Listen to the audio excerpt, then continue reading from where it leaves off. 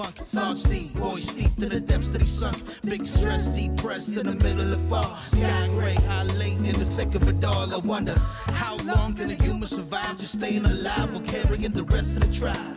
Waiting for the day to arrive or struggling dies, and I be doing way, way more than getting by. So why? Cop myself a cup of coffee, sipping water in it softly, cleansing me of stress I hold. Hey, cop myself a cup of coffee, sipping water in it softly, cleansing me of stress I hold.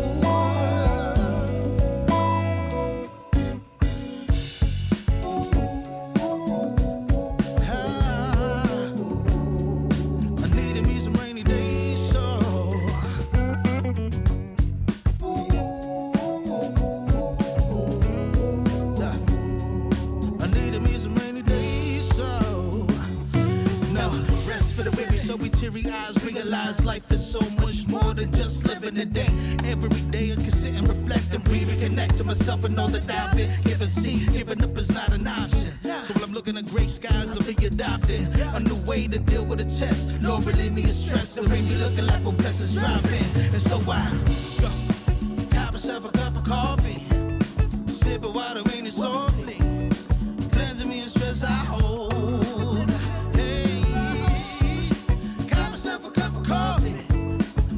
Water in it softly, cleansing me of stress I hold.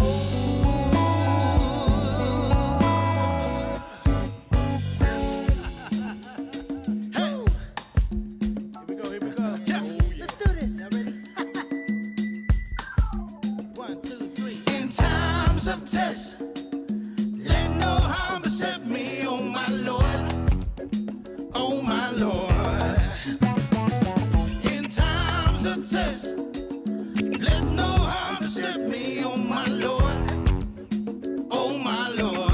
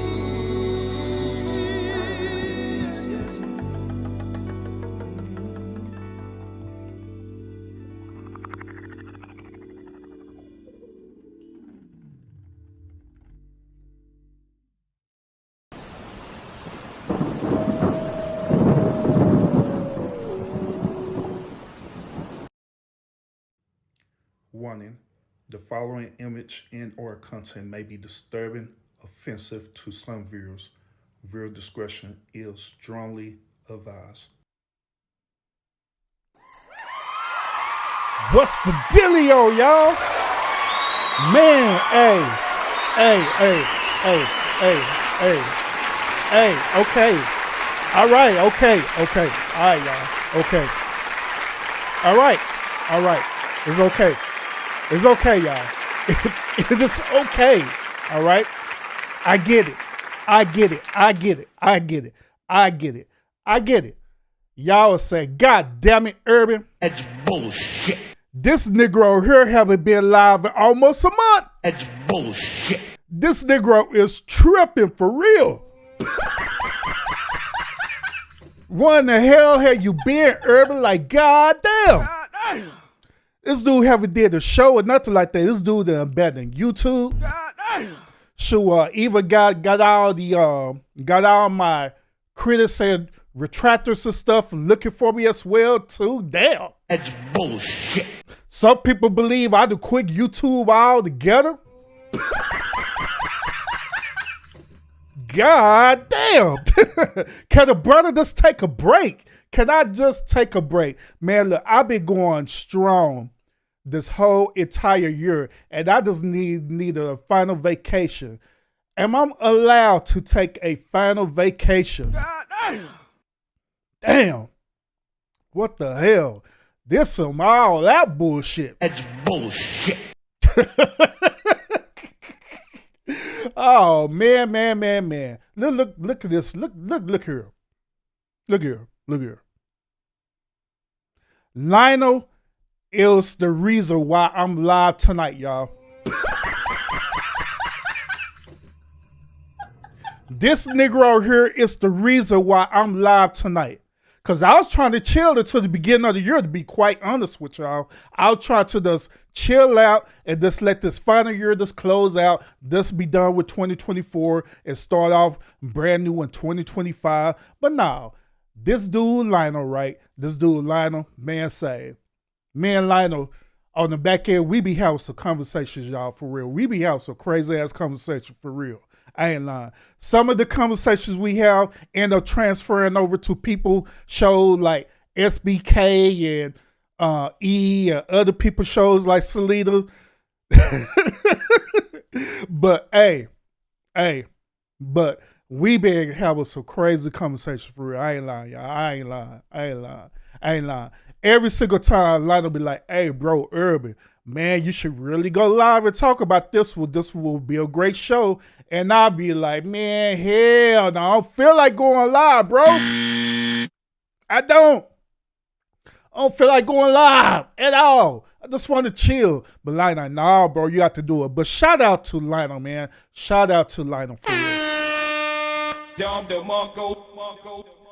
Yeah, that's the homie for real, man. And yes, Lionel, he is responsible for this damn show tonight, y'all. For real, he is. This dude here, man. I'm telling y'all. But I do miss y'all. I do. I do absolutely miss y'all. I do.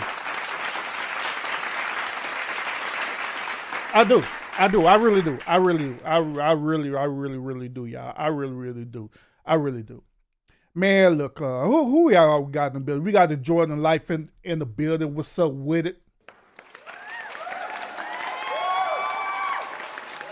Salute to the Jordan Life 20. I appreciate you pulling up like always. Hey, man, even with the Jordan Life 20, the last show I did, I like, I hope a Jordan Life 20 cut back because I know we was kind of cutting up on that show for real.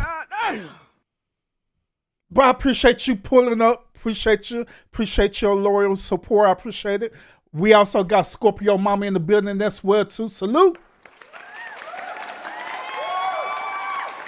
Even though Scorp been calling me out on my debacle bullshit, too. She like, Urban, what in the hell have you been? Like, God damn. She even was looking for me. Like, man, Lord Jesus. Man. Lord. But Scorpio's in the building as well, too. I appreciate her pulling up. And I appreciate each and every last one of y'all who are either watching in the bushes or you're catching the replay.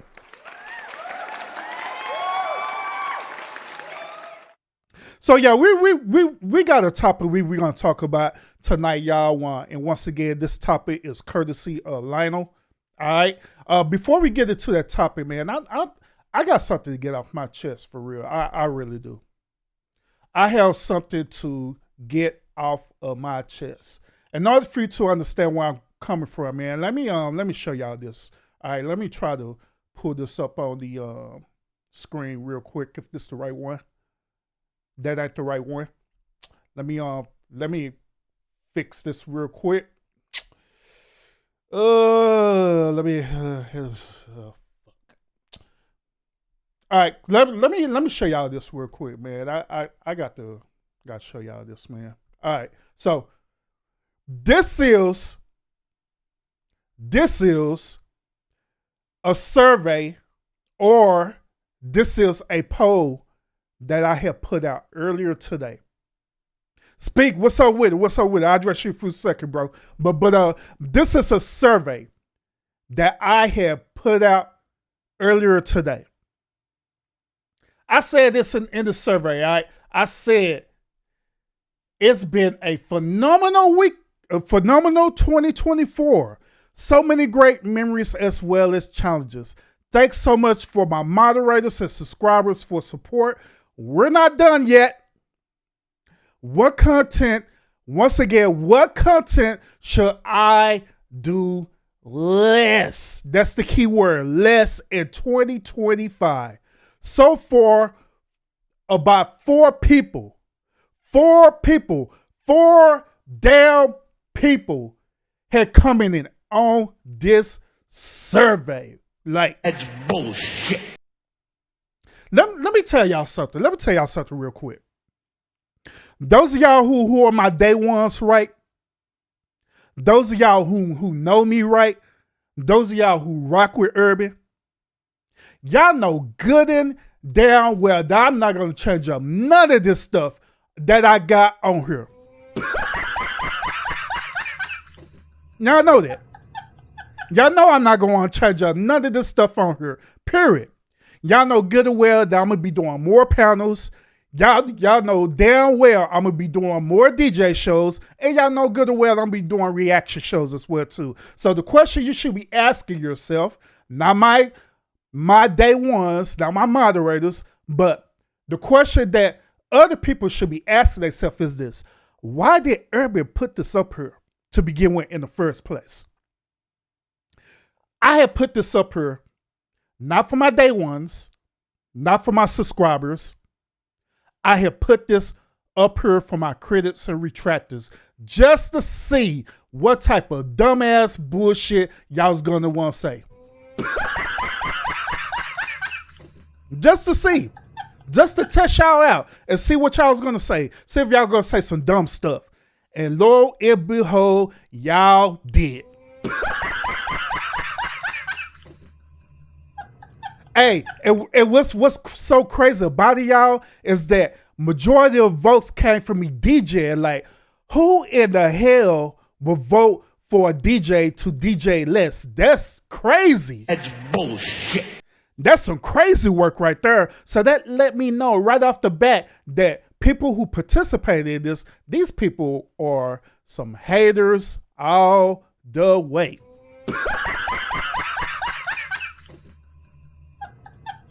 Straight haters all the way. Now, if some of my subscribers or day ones participated in this survey, I won't hold it against y'all. I will not hold it against y'all because y'all my day ones and all this stuff there. So I won't hold it against y'all. But all the rest of y'all who not my day ones, so you decide to remotely participate in this, how dare y'all? How dare y'all? Boy, I tell you, the craziness, the audacity of some people. 2025 is going to be a phenomenal year, y'all. 2025 is going to be a year that y'all not going to forget, especially coming over here in the lounge. 2025, and I'm already predicting it. 2025, I'm gonna have over 1,000-something people in the live watching. I'm gonna have all these comments on here as well too. I'm gonna have a lot of people supporting the channel as well too. Hell, y'all gonna be seeing your boy pulling up into some areas, some prominent content creators, shows and panels and and all this stuff. You're gonna be seeing people doing reviews on my stuff as well too. 2025 is gonna be a phenomenal year. It is. It is. And guess why it's gonna be phenomenal? It's not because of me. Because you know what I'm saying, I'm working. It's gonna be phenomenal because of you. You, the subscribers. It's going to be phenomenal because of you, the moderators. It's going to be because of you, the one who donate to this channel, who support this channel, regardless if you agree with the stuff that we talk about now. It's going to be you. It's going to be you. Y'all going to do it. Y'all going to do it. That's why it's going to be phenomenal.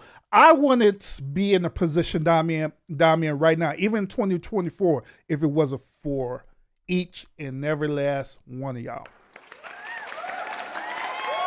I wouldn't. The House of Urban Lounge wouldn't exist if it wasn't be for each and every last one of y'all, including the critics and retractors as well too. Facts. Facts. And I want to tell y'all this as well too. Y'all 2025 is going to be phenomenal as well too. Y'all 2025 is going to be great as well too. It is. I'm already predicting it. It is up for you to accept it and go along with it. I'm just saying. Now, wherever now you accept that is totally on you. But you heard it first from Urban. So when y'all be pulling up and saying, Urban, man, say my 2025 is lit. I told y'all it's going to be lit as hell. Told y'all. So I'm throwing that out there. Some of y'all need to go and get y'all visual boards together like right now. Go and get y'all visual boards together right now. Start manifesting some stuff right now. Put it out there right now because it's going to happen. Matter of fact, it's already happening. Right now. So start putting in that work right now. Right now. Trust me, it's going to happen. Trust me. Let's get back to this chat real quick, man. Hey, I appreciate everybody who pulled up. Man, we got my boy Speak in the building. What's up with it? Hey, yeah, we got my day one in the building. Mr. Mark in the building. What's up with it, bro? What's up with it, man. But I'm telling y'all manifest that shit for real. I'm telling y'all, it has already happened. All you got to do is manifest that thing, put it together, and it's already happened for real. I'm like dead serious with y'all for real. Phenomenal things. Because the thing that I'm manifesting just for this channel, it's gonna be phenomenal. And y'all gonna look back at this and y'all gonna say, Urban said that for real. He said that. And I ain't lying. I'm not lying. I'm dead serious for real. But let's get into the content, man. Let's get into the content. Lionel, by the way, I did send the Zoom link to you, bro. So if you want to pull up, by all means, come pull up. But let's get into the content for today, all right? And once again, this content is brought to you by Lionel, oh crazy ass.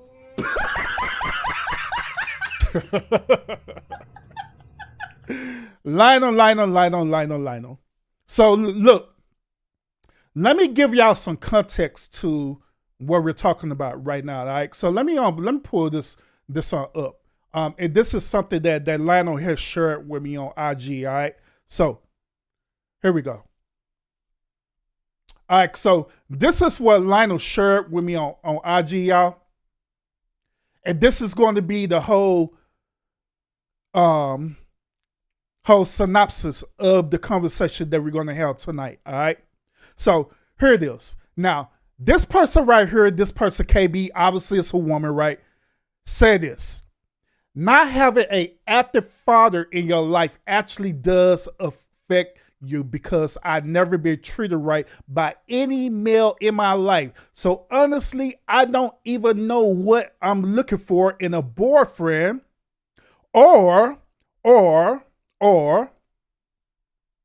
sorry, somebody's called me. Or what to expect because I never received genuine love from a male. Now, here's the pushback on this. Y'all like to blame the fact of not having a dad on the fact that y'all don't know how to pick men.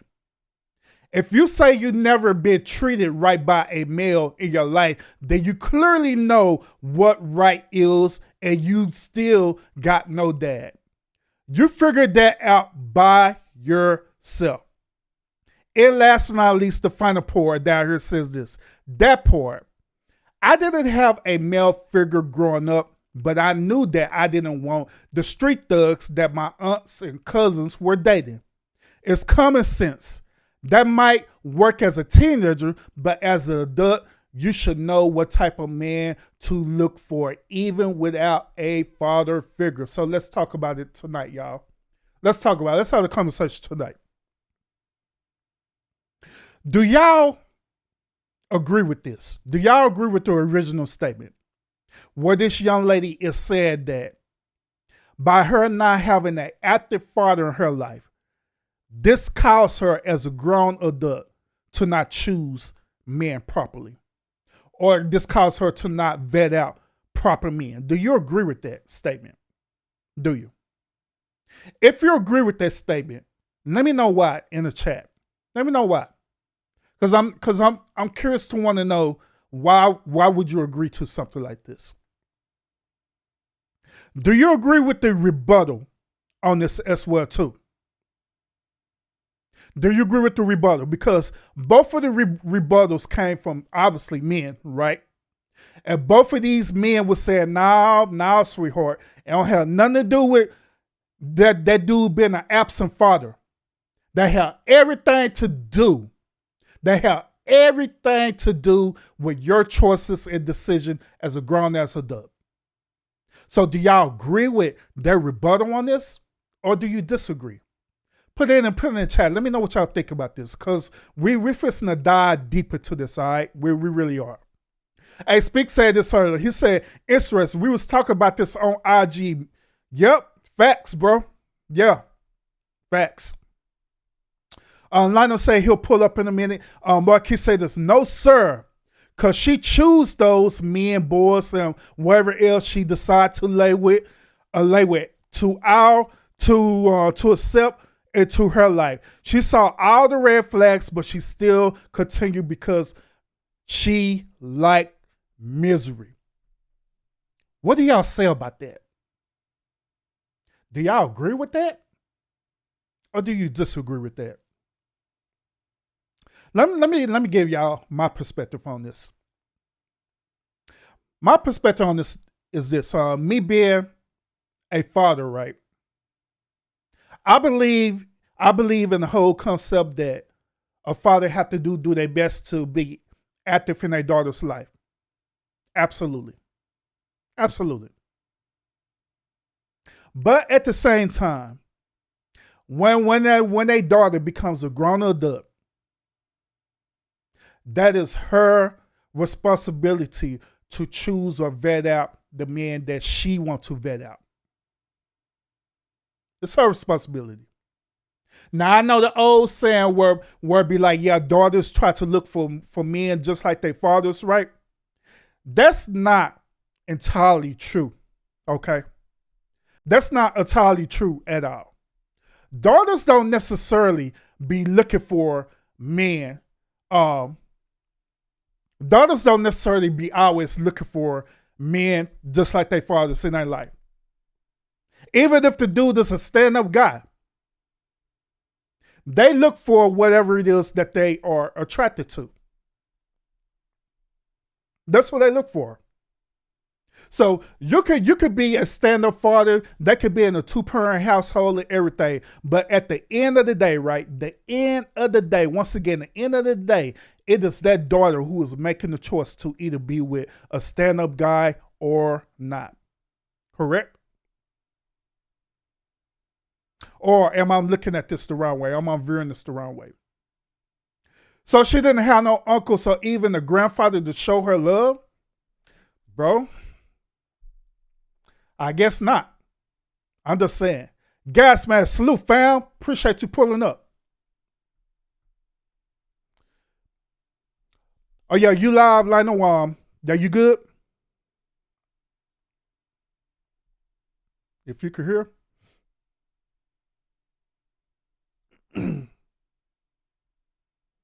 Speak said this. I don't believe that urban. Oh, there you go. You up here twice. Hold up, man. So it's Lionel 1 and Lionel 2. Which one of these Lionels I'm doing? I guess this one. Lionel 1, Lionel 2. Let me put you on this one now.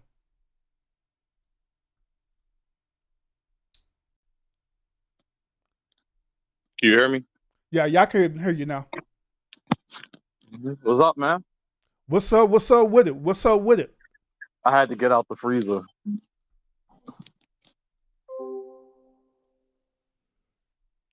So I got a question. How have you ever heard of the neurophysics, EKG? Um, they have a whole thing where they use this machine to Mm-hmm. test whether you choose right or left. And they show, and this is a trial they do in neurophysics, and they show that people often choose something unconsciously, essentially. Most people in their head are choosing right before they're given the option to choose right, or they're choosing Gotcha. left, or they're given the option to choose left. Mm-hmm. And I equate that to what we're talking about, just like how when we'll say we allow people we make choices when choice is literally an illusion because you don't build your mind. You're not the one that constructed your mind. Your ideas, everything came to you, but you're not the one who sat behind the chair and orchestrated your brain or your mind and put that in there and said, hey, this is speak. No, that crap gets created. It gets created from, depends on what theory you want to look at. So when we're looking at this situation, it's hard to just unanimously be like, well, she made the choice, it's her fault. Because the absence of a situation can also create experiences as well. Mm-hmm. And I brought this up I was talking to Speak, and I brought up how you can be in a situation where the absence of something negative can actually push you to do negative stuff due to the fact of wanting to feel that connection. If you have a negative father, we're going to look at it because there's two ways to look at this. If you have the negative father who's not around, you might be gravitating towards the ain't shit dudes because, unconsciously you want that connection to something you never had. Or obviously this can go a completely different route, and it can literally go into the situation where you just find that upstanding guy that reminds you nothing of this guy. Mm-hmm. So it's always a matter of the course you're going into. But what triggers it, I can't tell you, because I don't believe people love misery. If this dude is, treating you some type of way and you're venting, you're crying, you can't sleep at night, you're in pain. I'm not about to sit here and tell somebody they love misery. Yeah, facts. Facts. So this go back to my original statement that even if the daughter is in either in a two-parent home or it could be a single father household, right?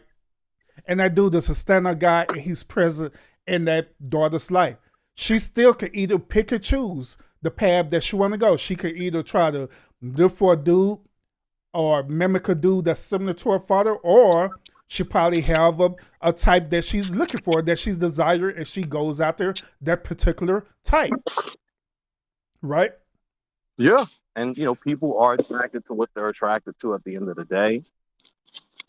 This person might have the traits that they are attracted to, but it's not the whole package. Sometimes you only see, when you're right now, I'm looking at Honey Nut Cheerios and you see the packaging and whatnot. I No like the packaging. Cheerios. I'm just saying, I like the packaging. But once you start eating the cereal, now it's like, yo, this is trash. Mm-hmm.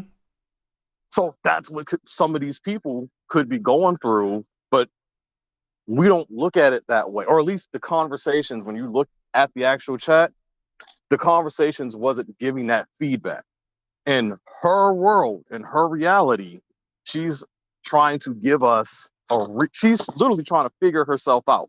She's complaining, but she's giving us a reasoning behind why she thinks she's doing or why she keeps encountering these guys. Mm-hmm. So here's my question. Let's say hypothetically speaking that her father truly is absent in her life, right? Her father is not present at all. He's not doing nothing. I mean, nothing. Where is she getting this idea that her father is this ain't shit nigga? Where's that coming from? We know who, the women, her female friends, her mama, maybe. You know it's the women who's poisoning her head with that. It's always the women. Mm-hmm. Do there always be an opportunity where women would look up the child's father, will lift up the child's father to the point to where they say like, hey, he's a good dude, he's not this and that, even though he's considered as a fuck nigger or whatever they want to call him, right? Repeat that. I had an associate talking to me. Oh, my bad. So is there ever an opportunity where the mothers will lift up their father, even if their father's not present in their child's life? Yes. I literally talk to women who tell me they do this. And for me, from my own personal example, because, and now it's going to feel like I'm shifting, but when my mom was younger, she listened to grown-ups like what we hear in these spaces, talking about how a boy needs their father. And she went out of her way to even hire a PI to look up the man who sexually assaulted her so she could find a way to have a father in her son's life so he wouldn't be without a father. That's how effed up sometimes this advice is, because people don't think about it. But she's also an example of someone looking it up to say, hey, maybe he needs a father in his life. And I hear other women do that, although they didn't have my situation, other women do that same thing. Mm-hmm.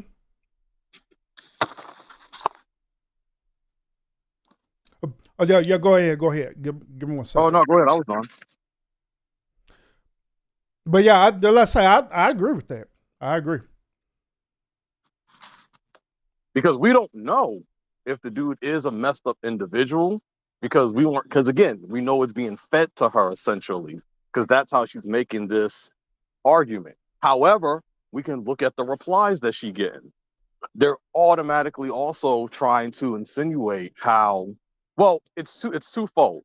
Because one half is saying you don't need the father in your life to basically show that you're making these bad choices. Or on the other hand, they're saying, yes, look, she didn't have a father in her life, so she didn't have that role model, so she's making these choices because of that.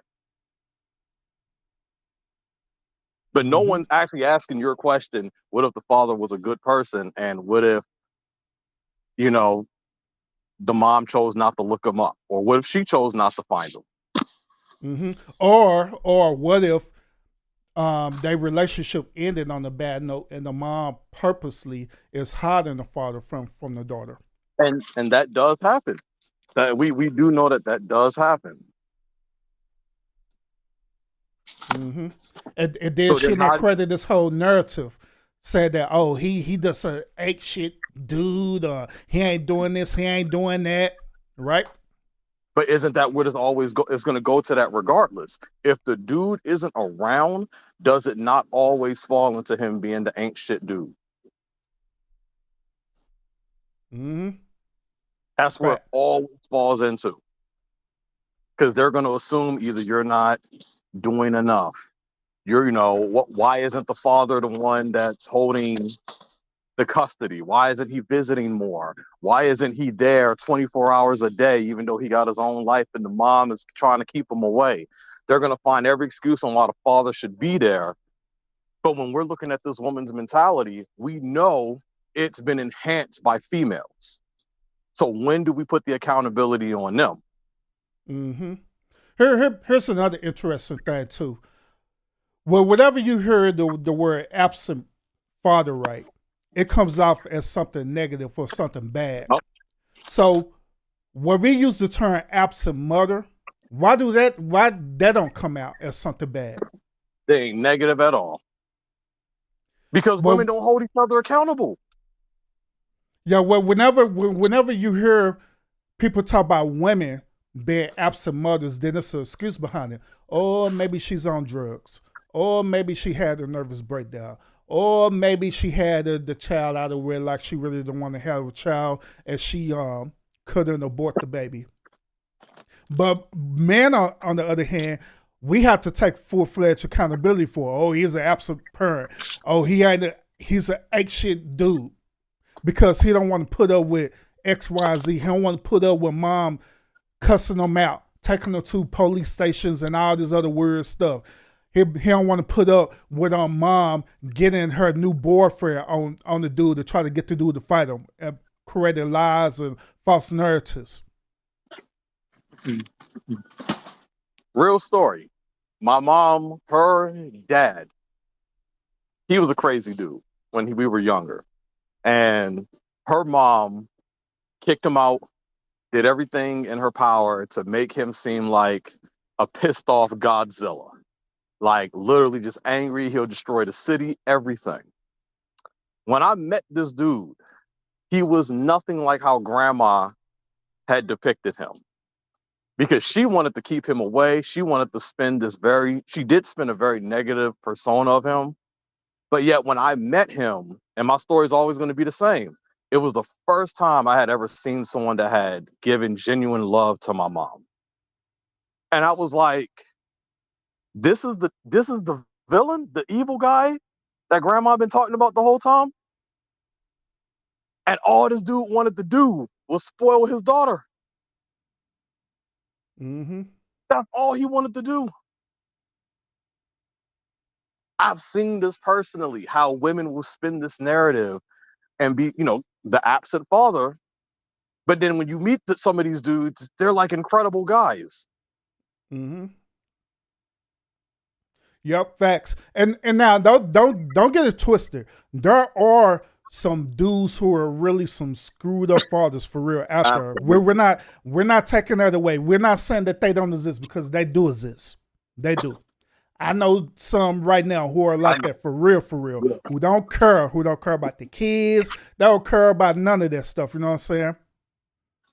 But in this particular conversation, we're talking about dudes who really do want to be a part of their children's life, their daughter's life, but the mother prevent them from doing it, or they make it extremely hard for it to happen.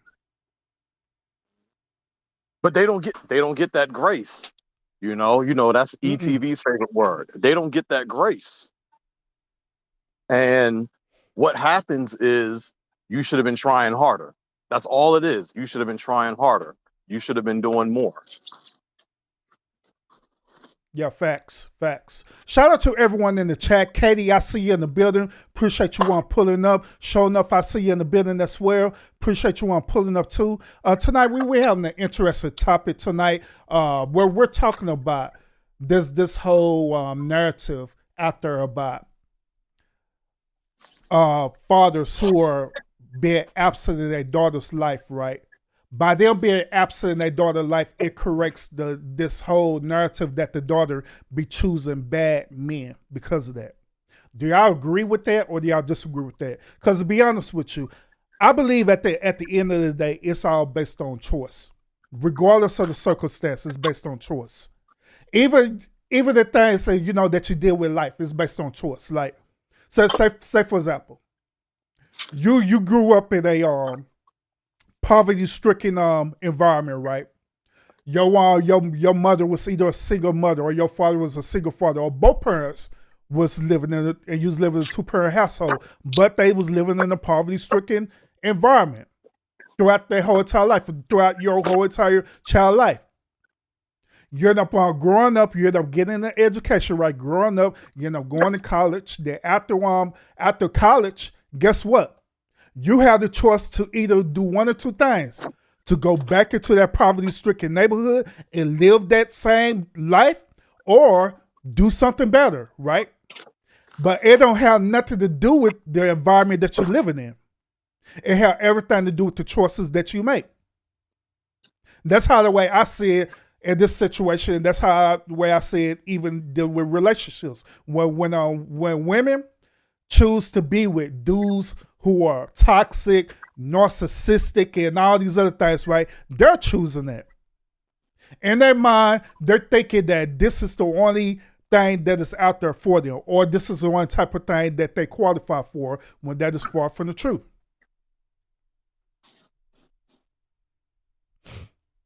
Is it ever that's all that they're seeing though?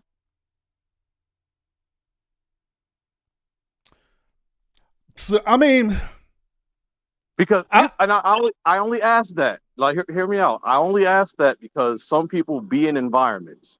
We do like to say that, yeah, there's these good guys. They don't have to be Steve Urkels because, people love to use that representation. But there's these good yeah. guys out there that the women just ignore.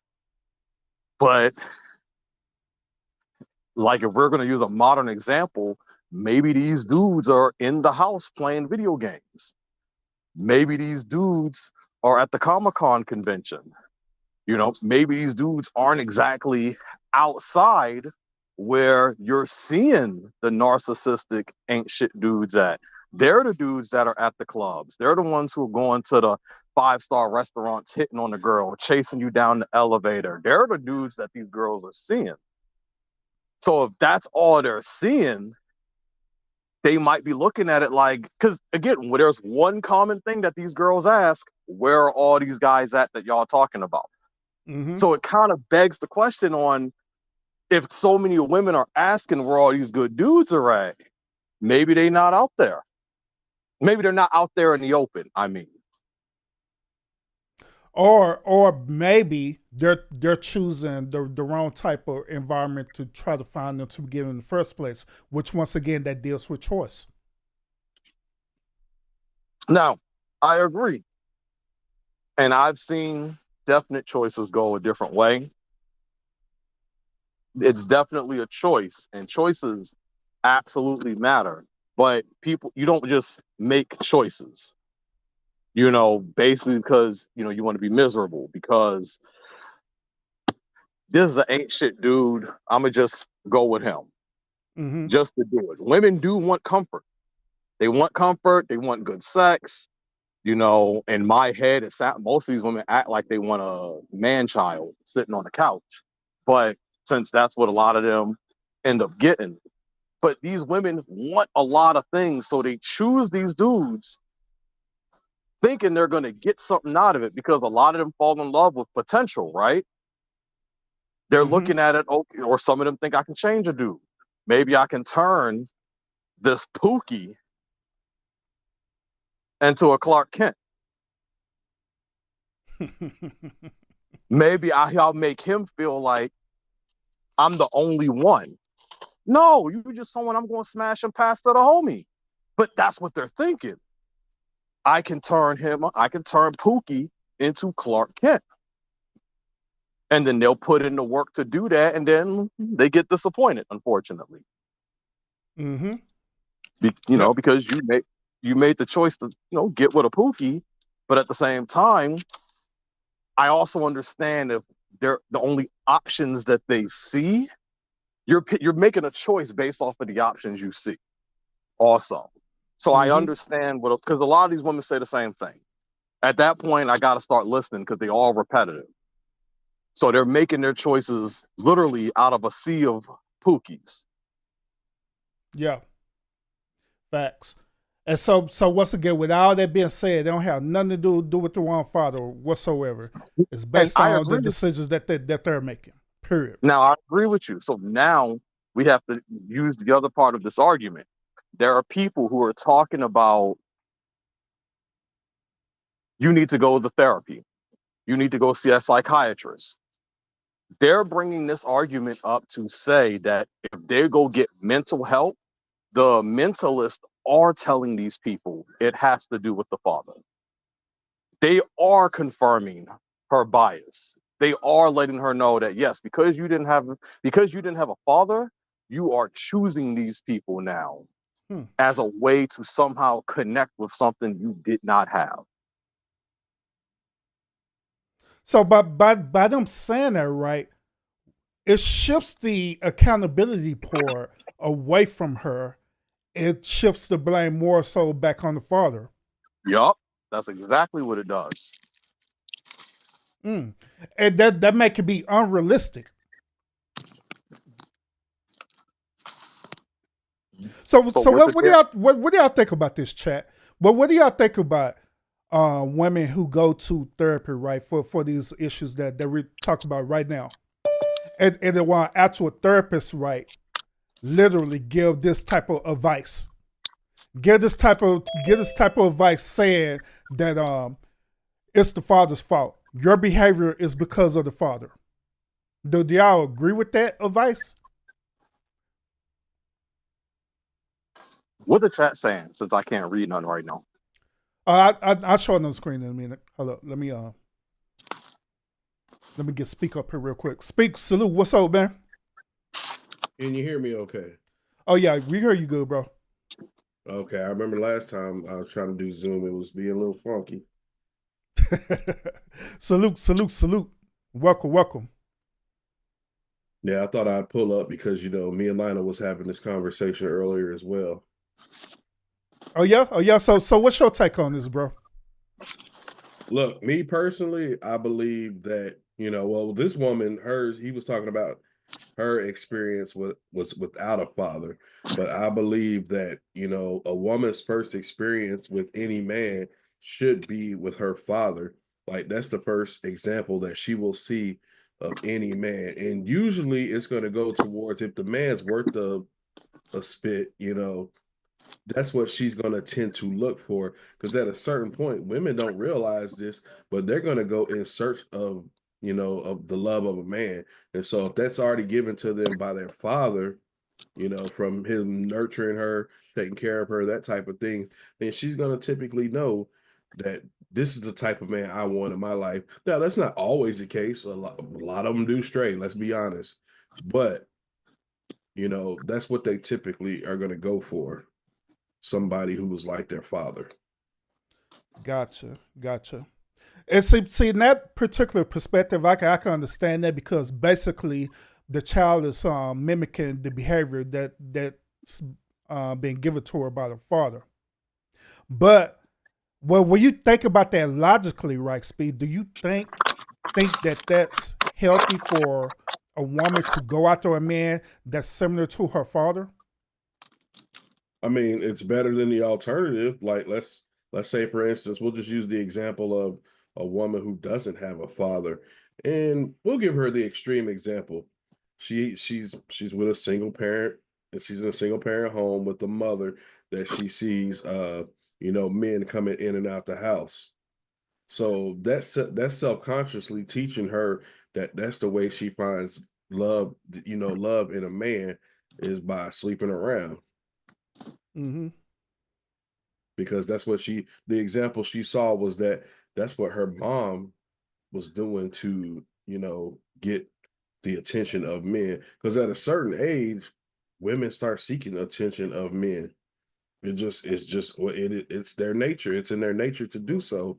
So based on the example that they're given as a child, that's what they're gonna see. If they see their mom dealing with nothing but pookie ass niggas, that's what they're gonna like.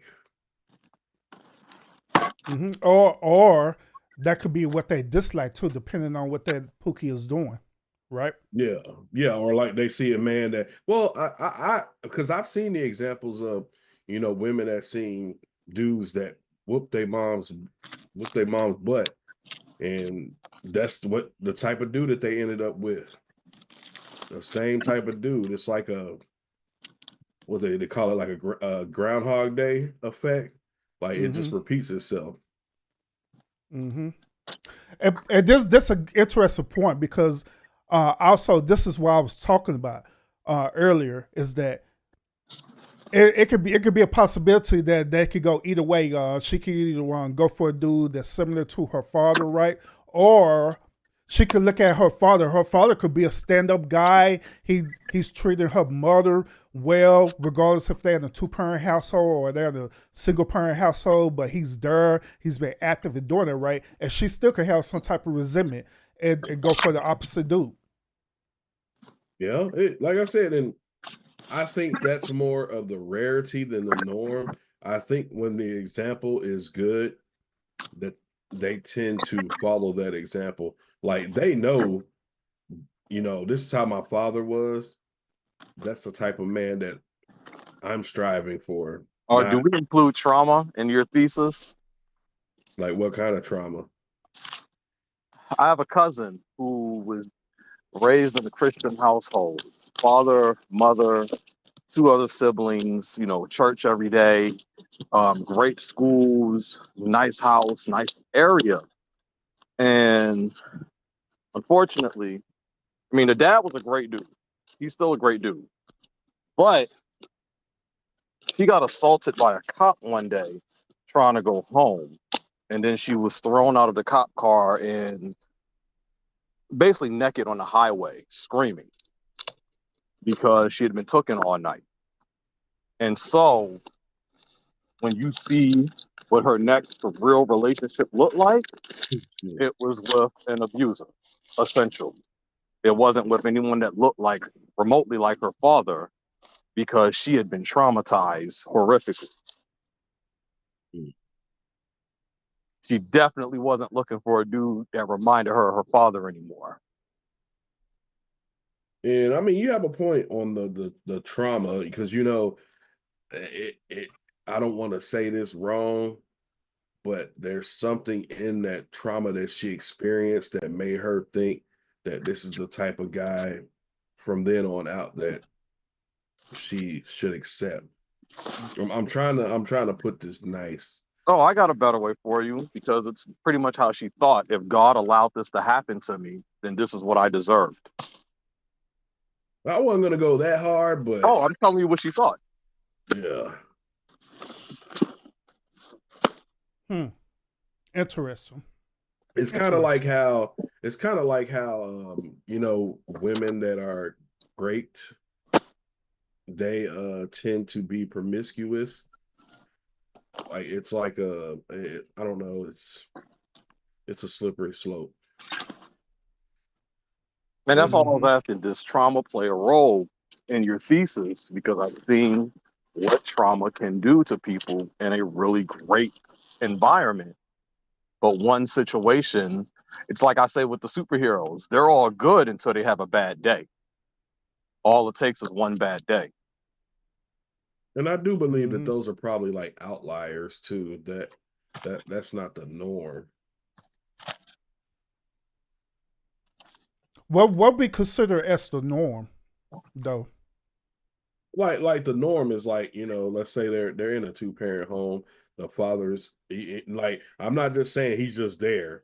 Like he shows her love from a baby up to her years where she starts going into the dating world and starts looking at man. She should know the example of what type of man she should be going after based on how her father treated her, because the woman's first love is always going to be her father if he's there, and that's what she's going to use for the rest of her life as far as what she chooses as far as a partner goes. Hmm. Okay. Interesting. Well, her the first male love of her life is going to be her father if he's present in the picture. Mm-hmm. Gotcha. So now I gotta touch on that, because I'm gonna connect that with Urban's question when he asked you about the norm. More often than not, when we're listening to women, they're not telling us that their father was just around like that. And then some of the dudes that were around were either working all the time or barely had that presence there. They might, because you said we're not talking about the dudes that's not around, that are just around, but that sounds like the normal situation when you're listening to women, that the father was just around, not that he was just dead deep active. Yeah, see, I mean, we'd have to go by a case by case basis on Okay. these women that you're talking about, because I mean, some of them, do we know that's the case? Like I said, I'm not saying in all cases I that's know. always going to work. You know, that their father gave them a great example of what type of man they should be going after in life, and they just decided I'm gonna do what I want to do, or I just like what I like, and you know, end up with all these trash ass dudes. So wait, does this go back to Speak's original point, where the father, whether he's absent or not, actually doesn't play a point, since majority of the women we're hearing are choosing dudes they don't like. They're choosing the Pookies. They're choosing Glocktavius. Mm-hmm. And furthermore, why do these women choose the dudes that they don't like anyway? Uh, Logically speaking, they would do the opposite, correct? So if your father is this toxic pookie like dude, then you want to choose the opposite of that, which is what they call a square dude, right? Wait, say that again. So if they choosing if they choosing these pookies, right? Because that's what they're trying to get away from. They end up choosing these pookies anyway. What I'm asking is that would it be more logical for them to choose the opposite of that? Since they don't like pookies, since their father was a pookie, they should be choosing the opposite of the pookie, which is a square dude, right? But we don't see that. No, no. See, that's your logic is faulty with that one. None of them ever say they're trying to get away from that. None of them say they're trying to get away from that. They'll question why they keep getting that, but they're not trying to get away from that. Not until they're like 50. Hmm. They're going to, that's attractive. Those dudes are exciting. Those are the dudes that's going to create the chaos. These women that'll sit here and be like, no, it's not me. I want my peace. Most likely you 40 years and over. But these modern women, nah, they like the chaos. So, Lionel, are you implying that modern women are chaotic in nature? Yes, absolutely. God damn. All of them. I don't give a damn what anyone thinks. All of them are chaotic. Raw, pure chaos. That is what modern women like. If you even dare be boring or just chill, you might as well throw the vagina away. I do agree with him on that. Like this last couple of generations, I mean they they dabble in chaos. It's like if they have a dude that's, you know, normal, down to earth, he's chill, he's actually, you know, all about going to work, doing his thing, not getting in any, you know, BS. That dude's boring to them. They need a little bit of chaos in their life, and I don't know why that is. Mm-hmm. They need The, somebody smacking them upside their head or talking crazy to them. do you think they purposely create chaos even when a relationship is good? Yes. And follow a question, how so? How do they do it? Well you got some. Okay, I'll just give you an example of a chick that I know. She's used to guys dogging her out as far as, you know, verbally. and whooping her ass.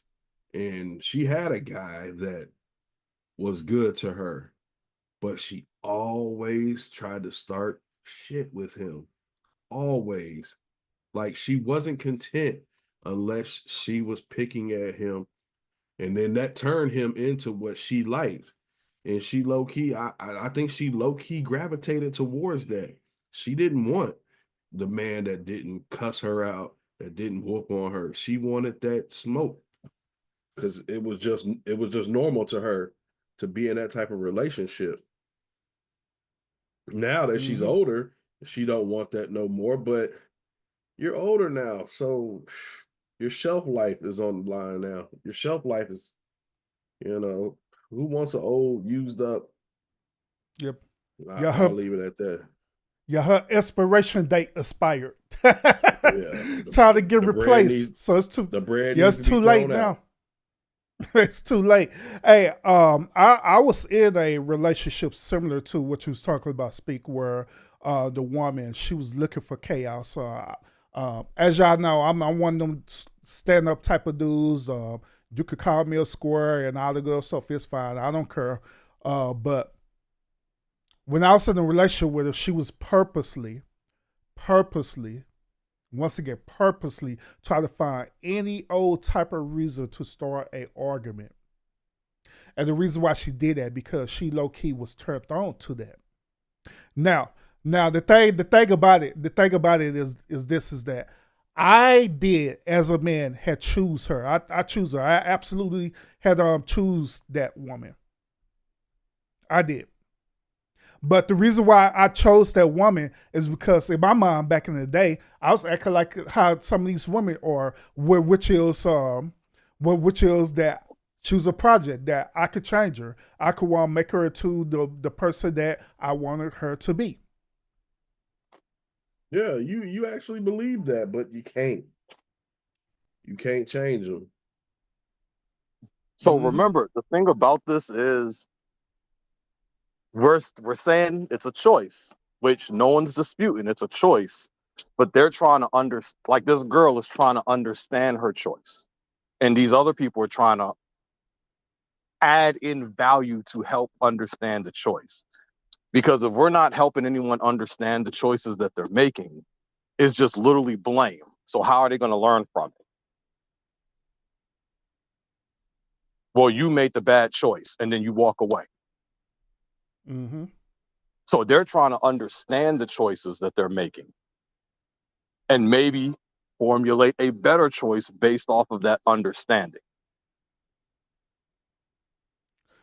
I put to you this way, like back to my situation, right? I honestly believe that the choice I made with that particular woman was a great choice. I did. With everything in me, I believe that it was a great, logical choice. I also believe that it was my duty, not only as a man, but at the time, a man of God, right? For me to be the example for her, to lead her into the way that she needed to be.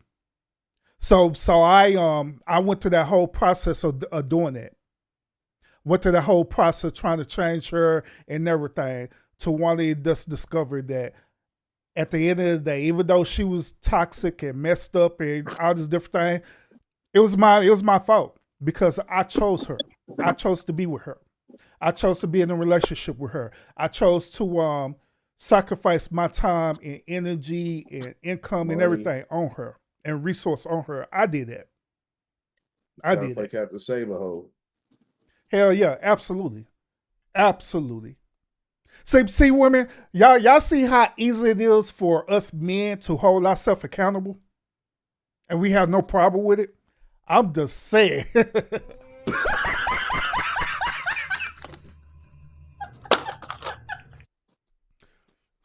Hey, Real we quick, real all quick. Shout out to everyone in the building right now, and I appreciate y'all tuning in to the show. We got E in the house as well too. Salute E. Appreciate you pulling up. Thank you so much.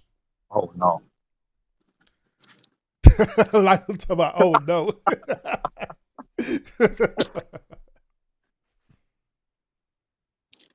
I would So like to hear a woman's perspective if any of them in the chat want to get some insight into it, because look, what goes on with them happens subconsciously.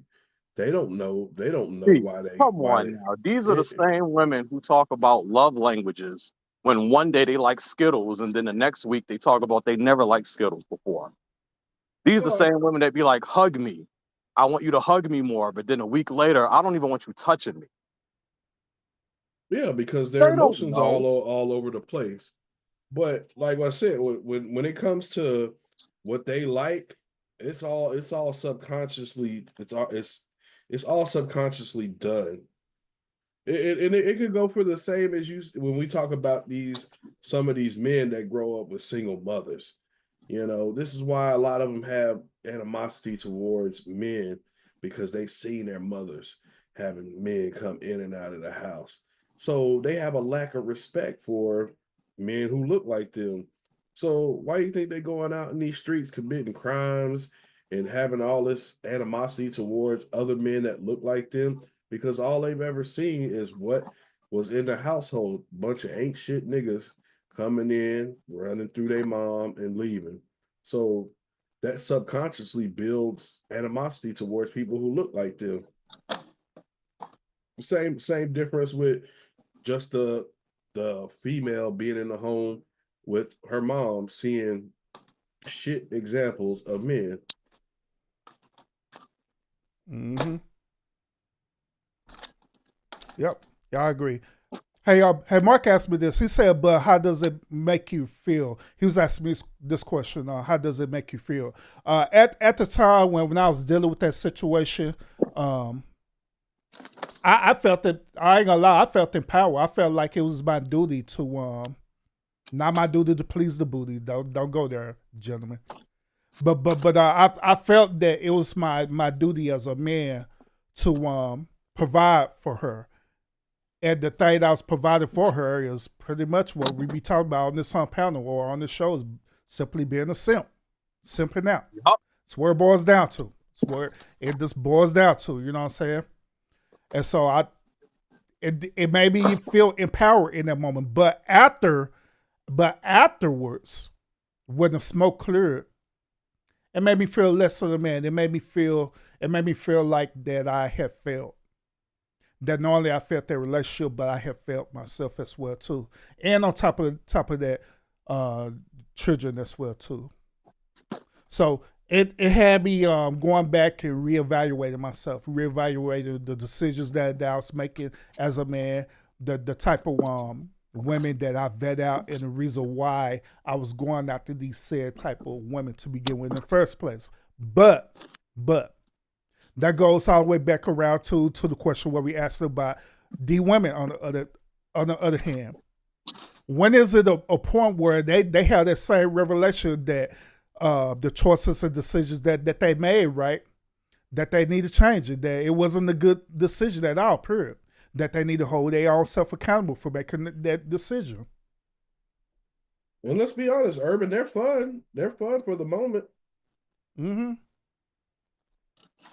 But see, now that's where I bring up the value of that choice. If we're gonna say they got to be held accountable, they also have to understand it. Because if we're going off of Speak's logic, if environmental factors help shape their mind, because like I said before, if you're studying neurophysics, you know you don't build your mind. Your environment does. Elements of building blocks build your mind. So if they have these experiences that are shaping them, that's unconsciously and instinctively what their design is putting them into. So they could make the choice and say, let me get a good dude. But yet they're not attracted to him. The vagina doesn't get wet for him. She don't really want to cook for him. Dude literally just is there trying to do his best, but because her mind has already been programmed by the time she's an adulthood, what is it really doing? Mm-hmm. Am I making sense? Yep. Shout out to T in the building. Salute, welcome on T said salute line on and speak. Good evening. going on? I mean, maybe she'd like to come up and get some insight on it. I don't know. I'm just like I said, I think this all happens subconsciously in the mind, and it starts off at a young age, and it just progresses from there based on what you see. These will Yeah, determine the facts. choices in your future. And that's why the people are in the actual in this conversation. The people from the post are telling her that when she was to go to therapy or get a psychiatrist, they're going to literally tell her that the absent father is the legitimate excuse for her. That because she had an absent father, that impacted the choices that she's currently making, which absolves her from any accountability. I don't know if it totally absolves her, but I get where you're going with it. I do. Yeah, because again, I don't agree with it. I'm just telling you what they're saying. Because her father wasn't there, this is her excuse for acting the way that she does. I mean, hell, it could be just as much as her mom's fault for why she does the things that she does.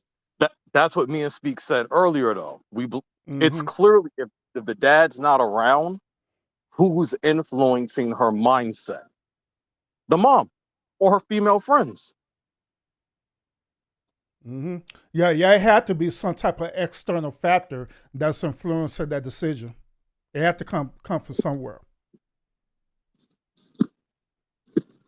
Yeah, so I agree with that. Whether if it's through her mom, her sisters, her aunties, hell, it could be her uncle, it could be her gay brother-in-law. I don't know.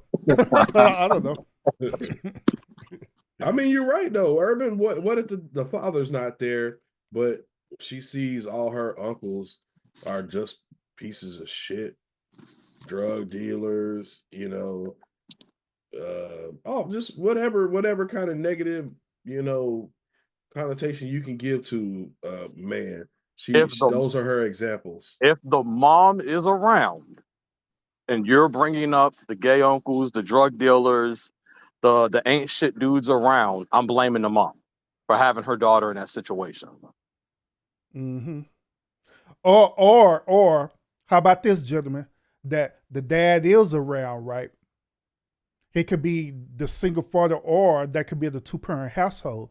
But yet, they still bringing the gay uncles, the pookies, and all stuff around into the environment, and she end up gravitating towards that. She end Yeah, up liking it. that's the parents now. That's got to blame both parents. Oh, so you talking about like the father has got a bunch of no good friends that he hangs around. Yeah, or both of them, the father and the mother. It could be the friends, or it could be kinfolk as well too. Yeah, for And she example, doesn't gravitate towards it. like for example, like let's say Menace to Society. You remember that movie, Urban, right? Hmm. You trying to call me old, bro?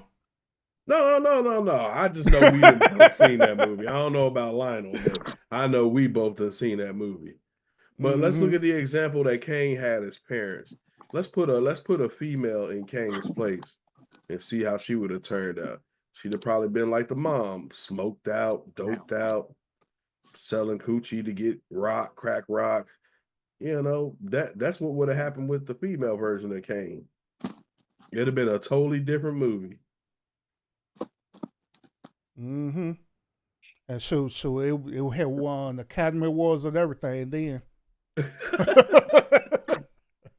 Is it the women's fault or is it the men's fault that there is a negative connotation on the absent father? Uh, you go ahead first, speak. Wait. Re-say that again. Is it the men's fault or the women's fault that there is a negative connotation on the absent father? I think it's a little bit of both. And the reason why I say that is because, we let women put that negative connotation on us. We didn't challenge them when, they start running with that narrative. So how can we control that as men though, to keep that from I was about to happening? ask that. If we're living in a feminist society or feminist culture. I think it's just time we take back our spot. To be honest with you, tell these women to sit their ass down and get in their place. Because right now they with them supposedly being in charge of the black community, it's going to ruin that way. Hmm. Yeah, and to answer the question earlier with Lionel, I believe it's both also. Okay. Both need to be equally held accountable. How do we change that then? And I ask that because the narrative is still very strong, despite us having census data, despite all the examples we have of men actually being in their children's lives today and modern day. But yet the connotations is just as strong as ever. Hmm. Hmm. And so I believe thus for us men, the only way we could take back was right-free hours is first of all we need to be in our rightfully divine place of being what a man is. Well, we need to define what it means to actually be a man. Being a man just doesn't mean that you just a protector and a provider. That's only a part of it. Being a man is also defined of a person who has a high character about himself or a high trait about himself. He uses logic. He uses emotional intelligence as well too to make logical and sound decisions, even if the social norm goes against it. He's a man who's also a leader, not only in his household but also a leader with culture, a leader with other social norm. He's a man who doesn't mind taking risks, especially where he know he's doing things right and he could stand alone. Even when people are against him, he could stand alone and still do what he needs to do. But the one thing about it is that we're living in a society now where everybody wants to be accepted. We want to be accepted by the culture. We want to be accepted by how people look at us. We can't take constructive criticism no more like how the way they used to back in the day. We always want to be right. Don't want to hold ourselves accountable. What do y'all think about that, gentlemen? Go ahead, Lionel.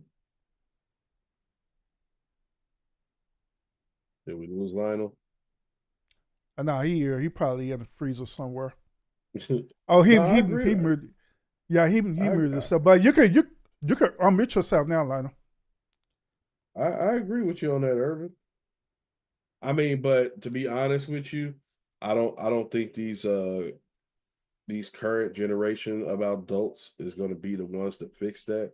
It's going to have to start with the younger folks. That's the way we're going to have to get in line because the current group of adults, I'm sorry that they beyond repair.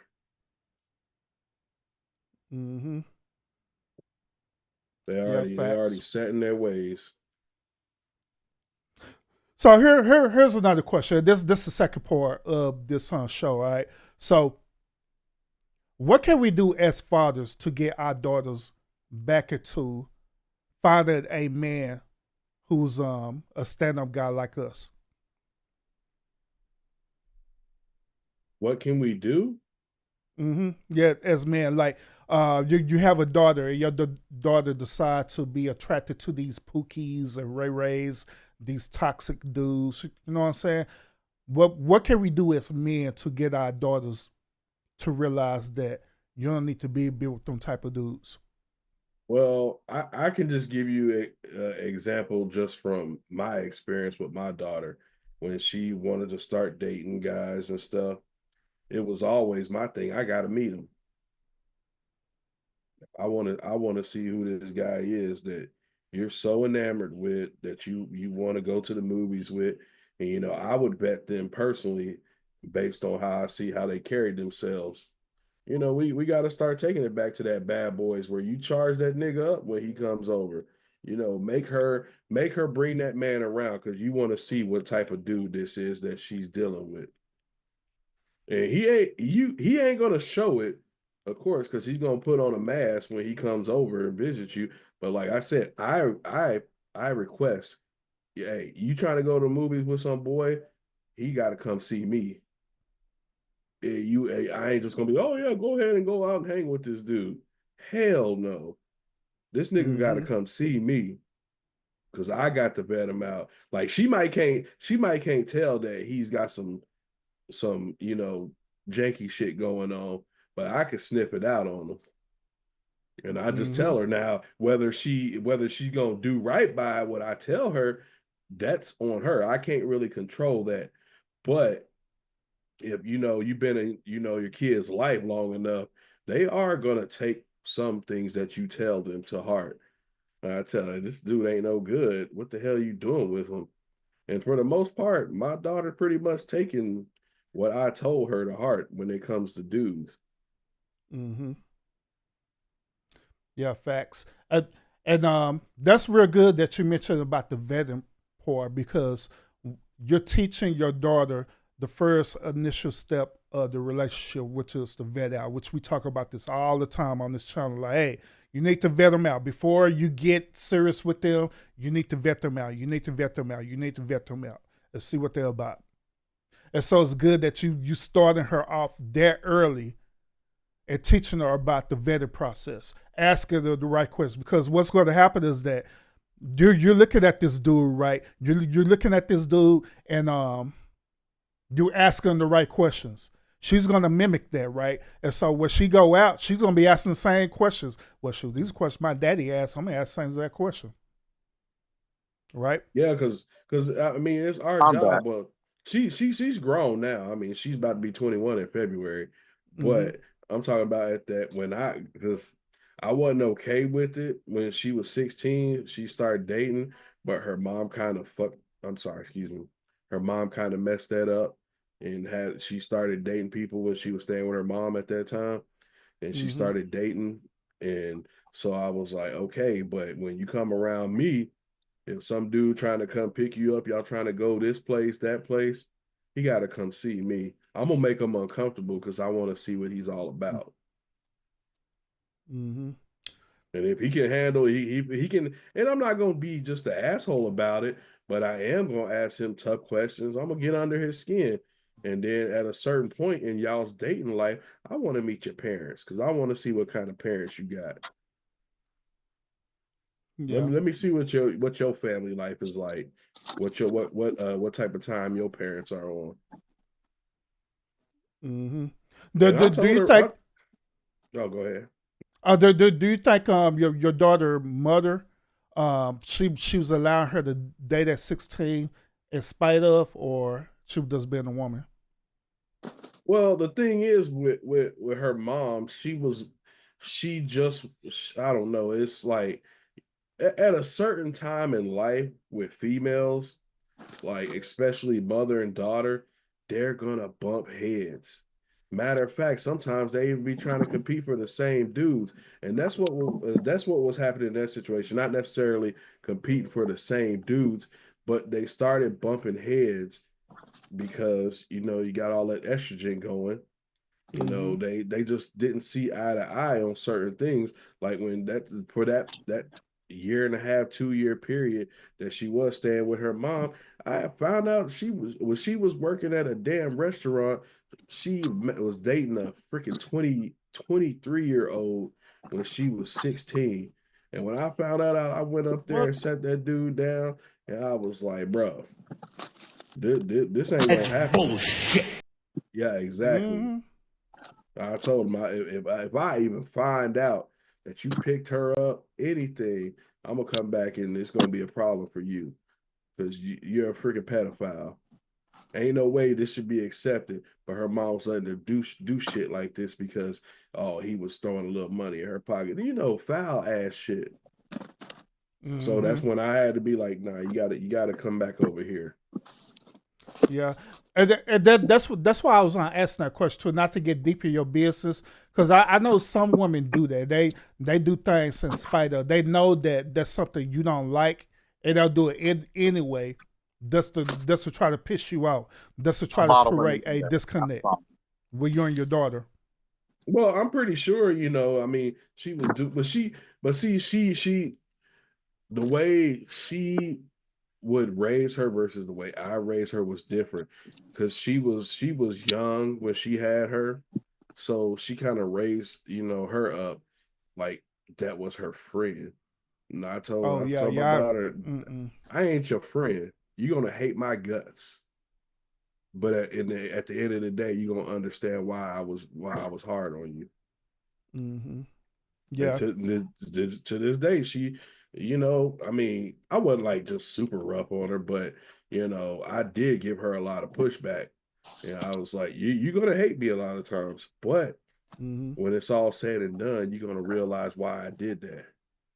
Yeah, because you created boundaries, man, and that's needed. Like I had the same discussion with my own current wife right now because she started getting into the point where she was treating her children as friends, and so I told her that. I told her, like, man, you start doing that, your children, they may love you, but they're gonna look at you as they equal, and you're not equal to them at all, period. And they Yep. need to Then they're gonna understand that start there's running over boundaries. you. Yeah, exactly. They're gonna start running over you. They're gonna start disrespecting you and everything. So you need to create a boundary. And I told her this like way early. And you know how sometimes women they hear you but they're not listening, and so they go back and do their own thing, right? And so lo and behold, when the children became teenagers, right? Guess what they low key started doing? They start acting as though as that they equal to their mom. They start saying some disrespectful stuff, and then she started realizing what I was telling her. I like, yep. I mean, yeah, I told you, you need to create that boundary. So afterwards, when they start doing it, that's what she started creating that boundary. Yeah. And just the father needing to be there because, like I said, remember how I said earlier how as the daughter gets to them years, especially when she starts developing, there just becomes that tension. I don't know where it comes from, but the Mm-hmm. father's there to step in and be like, "Hey, y'all cut all that foolishness out." A lot of times they be getting into it and they don't even know why. True. And that's where the father's supposed to come in and be like, "Y'all go sit y'all asses down. Y'all doing too much." Mm-hmm. Yep. Step in to be that mediator. Yep. That mediator Absolutely. isn't really explaining the situation though. Just saying time out doesn't change really anything because they're Yeah, just but gonna go fight all over again. I mean, I'm not saying that it's not going to change anything, but what it is, most of the time when they're beefing, it's over nonsensical stuff. It's all emotional BS. So that's why I said the father comes in there and he cuts that shit out because they really not fighting about nothing. It's just they bumping heads because it's two women. You got freaking, they probably didn't matched up cycles. It's that type of time going on. And so that's what, the dude is in there to be that barrier from them whooping up on each other. Mm-hmm. Yeah, and to add on to speak point, um, some situation it don't always require a solution to it, other than the something simple as shut the hell up, y'all, you But go what here, about you go here, and that's it, but what and about the just leave it at situations that. that but what about the situations that do require solutions though? Because we're not saying what the man is supposed to do there. 9 times out of 10, he isn't creating a solution for that. We see that because the women are the ones telling us this. Yeah, Well, I and that's mean, it. oh, go ahead, Herb. In that situation right there, that's like a case by case thing. Now, if it's something way more severe, then of course the man had to step up and not only be the mediator, but he had to come up with a logical conclusion to the matter, what be beneficial to both parties. You know what I'm saying? And so Look, yeah, I'm he just had to saying step up. this. I'm just saying this, Lionel. 8 times out of 10 is BS that they getting into it about. So that's when you just step in and be like, hey, y'all go sit your asses down. Y'all doing too much. You're on some emotional BS. But when it becomes serious, that's when you go in and you find out, you got to find out why, what caused this to happen. And I had to do that with my own situation. Like I said, 8 times out of 10, they just beefing because women do that. No real reason why. Oh, she smelling herself. That type of that, a lot with the mother. She smelling herself. You know, I don't know why they subconsciously do this. You can look at any, and it's mainly you see it in single mother homes when a daughter starts getting to that age where she starts developing into grown adult. They Hmm. start bumping heads. It just is what it is. That's so interesting because I've seen it more in two-parent households. This isn't discounting anything you're saying, but me personally, have seen it more in two-parent households. And going up and down the East Coast, 9 times out of 10, when situations get serious, the man doesn't know how to create a rational solution to this because he's so used to doing what y'all are saying, being easy with it. So when the situation gets extreme, he doesn't really have that extreme answer because he's not really prepared for it. Hmm. Yep. Yeah, that's interesting. Shout out to Charlotte in the building. Appreciate you tuning into the show. I believe this is my first time seeing you in the lounge. Appreciate you. Make sure you hit that thumbs up while you're in the lounge. Once again, we got T in the building as well too. And shout out to everyone who are in the bushes as well too. Thank y'all so much for pulling up. I had an associate come over here, so I had to mute myself for a minute.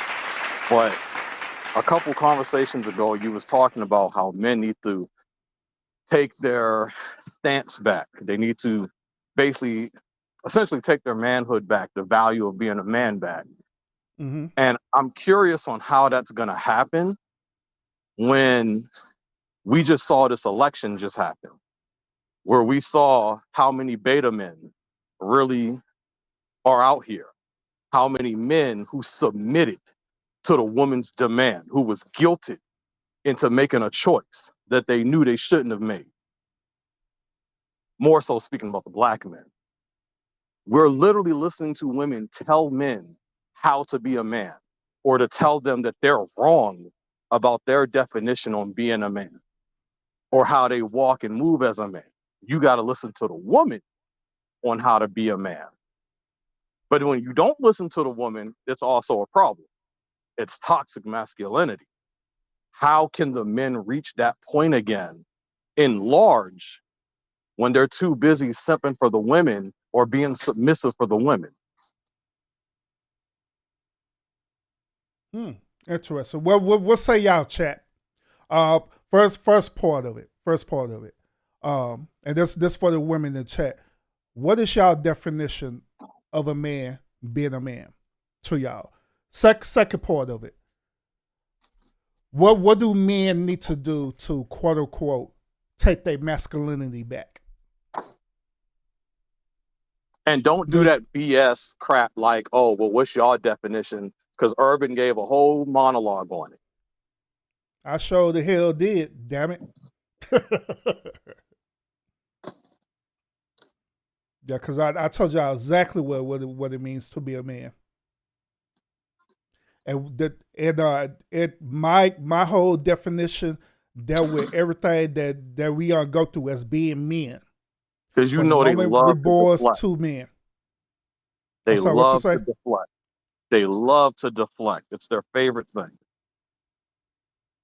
Mm-hmm. Absolutely. I agree. But just like what Lionel said, we do have a lot of modern women out there, right, where they dictate and tell other men that this is how the way you should be a man according to them, according to their standards. Now, if we flip it right and say like, well, this is how the way we want you to be as a woman, guess what? We're considered as misogynistic, right? Urban, you being nice, man. I'm not even saying modern women. I'm saying women. The same women in the chat gonna say they're gonna try to pretend like they not doing it when it's all come out of their mouth too. It's women. F that modern women crap for the moment. It's women who be saying this crap, trying to dictate what a man is supposed to be, how he's supposed to walk, how he's supposed to operate. Mm-hmm. Joe, salute, welcome, appreciate you. I mean I have to agree with you on that one. It's women period, bro. It's women period. I have to agree with you on that. Now, the link is in the chat as well too. If you want to join the conversation, by all means, you can. I promise y'all, this is gonna be the last time I'm gonna drop this link in the chat. I ain't doing it no damn more. The link is in the chat. Don't be afraid of me, Lionel, or Speak. I promise y'all, we're not going to do nothing toxic to y'all. They don't want to come. We may sound toxic in hell, but I love y'all. I love the women. I'm Lionel trying to say help he you. loves the women's. Yeah, I'm trying to help them. Lionel say he's trying to free y'all from yourself. You know, you got to say. Hell, I'm saying that too. So I'm saying it too. And that's why we be having these conversations. We be having these shows where we talk about this. And hey, it was on women, right? They were saying that I always be talking about women all the time, talking down on women when I don't, man. I keep it universal for real. At least I think so. What would y'all think? Yeah, it's both.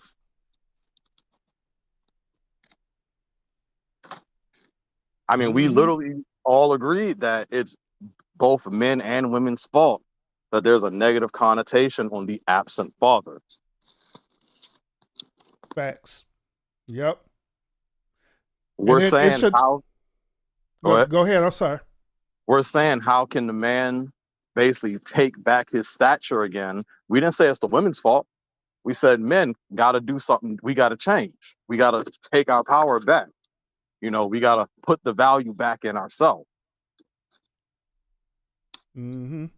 Just as the same way how women say, we got to take our power back, ladies. So we as men, we got to take our power back as well, too, as being men. And don't let it go no more. Yeah, they need to stop listening to the women. That's the thing. Mm-hmm. Yeah, facts. Stop being a simp. Hey, matter of fact, you was over there in Selena channel, right? Lionel? Yeah. But what I was on the panel earlier, a person in the chat, they had asked, what is a simp? I didn't have time to answer it, but I looked at that question. I was like, man, come on now. Y'all know what simp it is. Come on now. Be for real. You know, I chose not to say nothing because I saw it too. Because immediately I was like, if you have to ask that, you're probably one. Mm-hmm. But I was trying to be nice. Yeah, facts. Hey, E said that she said that's an individual thing. Men need to tend to men.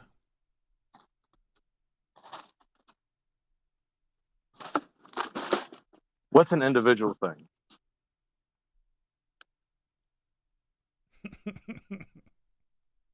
Man, I can't with you right now, Lionel.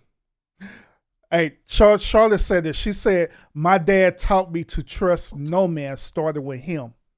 Took me 34 years to come to the Lord. Interesting.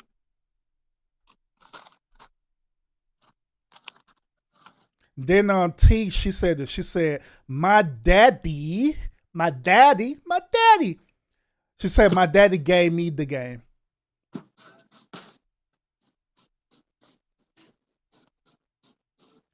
And E responded back. She said, "You as an individual, Lionel." That still didn't answer what I was saying. What question was you replying to? And as for T's comment, she's talking about a dude from 3 generations ago, right? The game is a little different now. I know y'all old people like to pretend like it's not different, but it's definitely different out in these streets. So it's not a little different. It is very much different. Yeah. And so that's why I be having these shows and I be telling y'all this, because once again, I was out there dealing with this. I was out there dealing with women and their behavior and everything.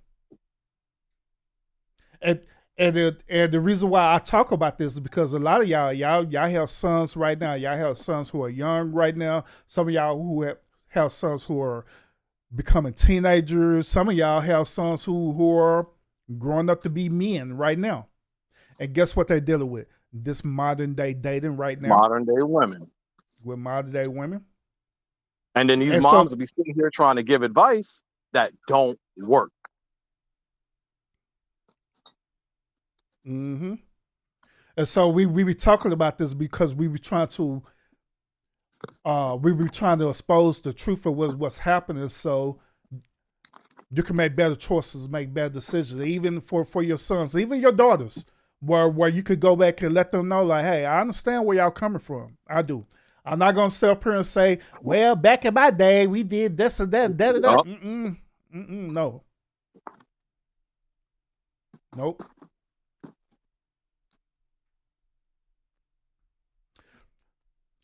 Barb, salute, welcome. Barb has said this. She said, can you give an example of how the game has changed? That's a small example of one change from the old to the new game. Just one example? Well, I feel like we should just have a whole topic on this. Actually, Urban gave a great example when he talked about 90 cent music. 80s and 90s cent music, listening to all the things them niggas would say. You try that shit today on these modern women and see how far that gets you. You try to be lovey-dovey with these girls today and see how far that gets you. Writing poems, taking off your leather jacket in the rain, singing to these girls. See how far that gets you. Not singing in the rain, man. Singing in the rain like ain't nothing. Now, again, if y'all are not modern day women, which is essentially 18 to 40, if you're not a modern day woman, this doesn't apply to you. However, if you are over 40 and you got sons and you're giving advice, it's 9 times out of 10 wrong. You're probably setting your son up for failure, especially with these girls out here today. Because too many of these older ladies have this conception in their head of thinking some of these women are going to operate like them, or their son is going to go and find a girl like them. No, he's going to go find a girl like Sexy Red. Mm-hmm. Yeah. And here's another interesting point I want to bring up too. By me being a DJ, right? You do know that R&B music has died down a lot after 2000s, right? It died down a whole lot. Matter of fact, the whole genre of R&B music had changed dramatically. It's not how it used to be back in the day at all. And it's a reason because of that. The reason is because these executives, right, these industries, right, they seen that it wasn't a market for all that simple music anymore. So they stop it.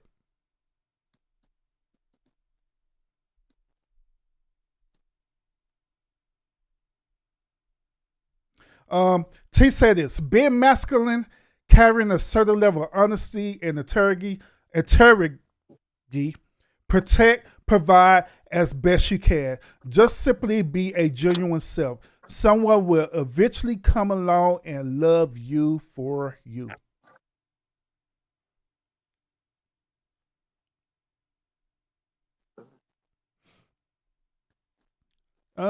Let's see. E said this. They are singing in the rain because the ninjas cheated. What the hell? That's bullshit. Hey, E, now all them dudes singing in the rain wasn't because they Dang. cheated on a woman. They were singing in the rain because they were simply trying to get that gal too. Simply singing, taking their shirt off and dancing and stuff in the rain, popping, locking, and dropping it.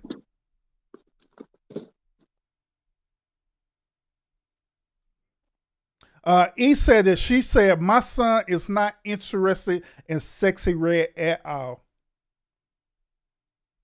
So he probably be interested in Glorilla though, right? That she knows of. Yeah, that she knows of, yeah. He probably be interested in Glorilla. We ain't Who- saying who else? specifically sexy red, but a sexy red type chick. Mm-hmm. Yep. Well, what else artists that's out there one besides them? So you got Meg Thee Stallion, you got who else is out there? Shit, any female crazy. artist today, any female hip hop artist today, trash. Mm-hmm. Yep. T, she followed up and said her son don't like sexy red types neither. That you know of. That you know of. Well, let's be That you know. honest. Those types are fun for a moment. You just can't stick in that moment. Because them type of chicks will ruin you. Yeah, facts. Now, gentlemen, we all been there, right? Where we dealt with them sexy red type of women, right? They were just fun times. We just did what we did at the moment. It was done with it. But thing about it is that there's some dudes who don't know how to discern the difference between the two, and they end up simping for them sexy red type of women. Yeah, hold on. To T and E, like, y'all gonna have to get realistic at this point. Y'all sons, even if they don't like this or don't listen to it, this the million woman march of hyenas out here. They're literally blended in with them. They wouldn't know the difference if it was right in their face. All the girl gotta do is smile or give him a compliment. Next thing you know, he got sexy red twerking on him in the back of the dumpster. Like, it don't matter how well you raise these dudes. These women are going to cast that spell on them real quick. And next thing you know, your good son getting this girl knocked up. And now, no, unfortunately, you got an Ice Spice to deal with. A Sukiana.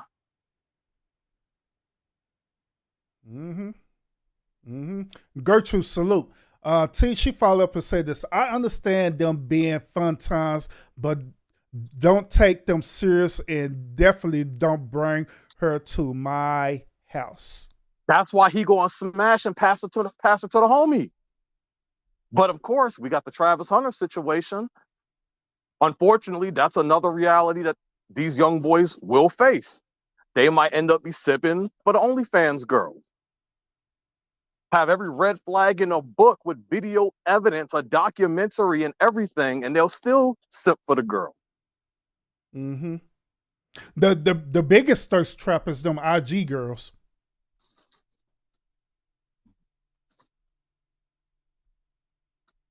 He said this, I didn't raise my son in my echo chamber. I let him be him. I just gave him game on women. But she old too. T said stop. Respectfully. Hey, T said stop capping. God damn it. Now, when E said she gave her son a game about women, what type of game was that she gave? Women give the worst dating advice. I'm about to get ready to follow up with that too, gentlemen. I really was, but y'all said it first. So ladies. Oh, my bad, Urban. I was just gonna say, when she says that she gave him game, is she talking about from the time when she was growing up? Because she don't have no clue what men today facing with the type of women that's on their radar now. She don't have no clue. He just gonna have to learn the game from dealing with them. Interesting. It is the million woman march of hyenas out there. Mm-hmm. He said this, the game do not change. That sounds like an outdated perspective. And Joe, she followed up and said, like you guys living and learning, these boys will live and learn as well too.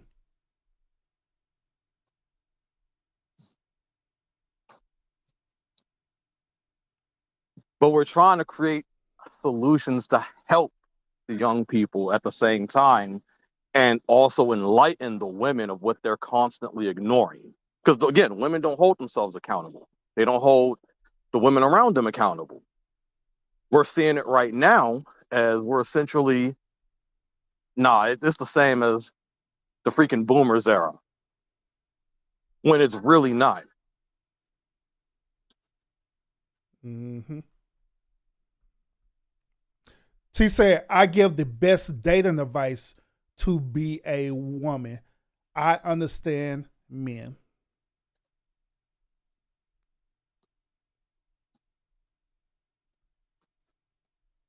Then on Barb, she said, she talking to E. She said, you on point. Stop capping and the game don't change. Only the players change. Yo, these women, this is why these dudes complaining. Women are like, they don't like that these dudes are complaining. But yet the old heads are sitting here giving these young guys advice. And what are these young guys telling him? Telling them that the advice doesn't work. Can't no woman say they haven't heard this. Mm-hmm. So if you have all the old heads giving outdated advice to these young boys and they're all telling you it don't work, what are y'all talking about? Mm-hmm. See, this is the problem with living in a bubble.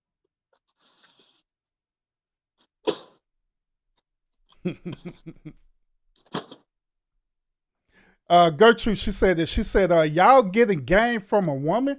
Hey, Gertrude, I'm flabbergasted about this too. This is brand new to me. Yeah. Dude getting games from a woman.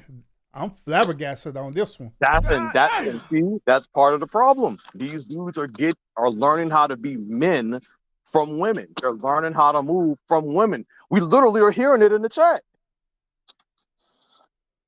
So y'all mean to tell me that a younger guy would trust a woman with dating advice than an actual man who is the same gender as him?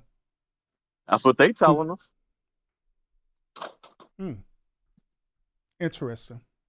So again, that goes back to the question, Urban. How do these men become men when they're following the rules of the woman? When they're following the map quest of the woman? Mm-hmm. But yet we hear all these young boys talking about how they keep striking out, how advice isn't working. Mm-hmm. Interesting. So is it safe to say that, since we're using this logic, right? Is it safe to say that men should be given dating advice to their daughters too the same exact way? How the women give them dating advice to their sons and these boys? I want to hear the women's answer.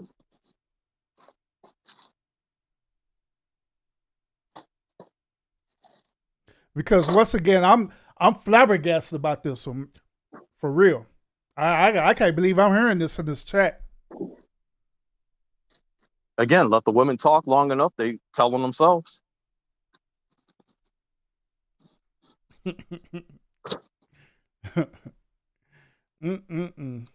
Flabbergasted.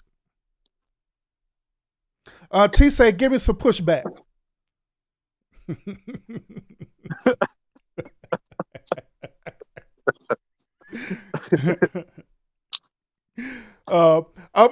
He said, I'll crack it up because y'all so intelligent but can't crack the code.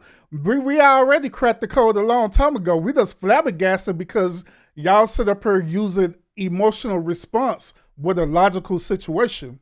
Again.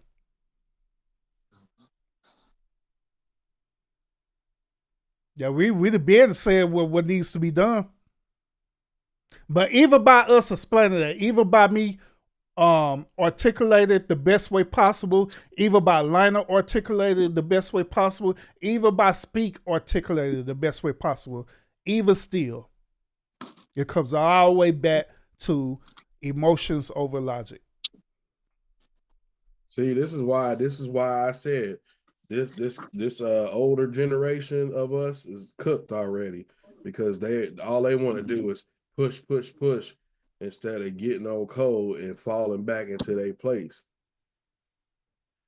It's gonna have to start with the young folks. That's how we got to get back in line, because these older people are already set in their ways. Mm-hmm. Yeah, so She so you're talking. implying that they won't change at all? They won't convert at Nah, all? they ain't gonna change. Did the boomers change? Hell no. Mm-mm. Generation X ain't gonna change. The millennials ain't gonna change. These people are already cooked. Mm-mm. Barb said this. Well, if old men and women can't give advice and young people don't have the experience to give advice. However way she put that. Riri, say that again. She said, well, if old men and old women can't give advice and young people don't have the experience to give advice, with question mark.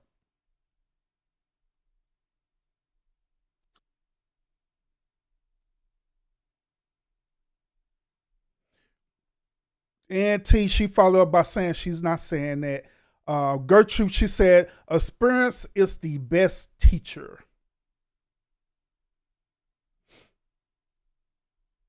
Then Boy, Joe, it's been failing these young people. Oh, go ahead. Then Joe said, exactly, E. Lionel acts like he cracked the code and found his one. I don't know why they attacking you, Lionel. This is crazy. Lionel, why you always be the bad guy in this conversation, bro? Because they can't prove me wrong. When they can't prove me wrong, they got to start attacking me.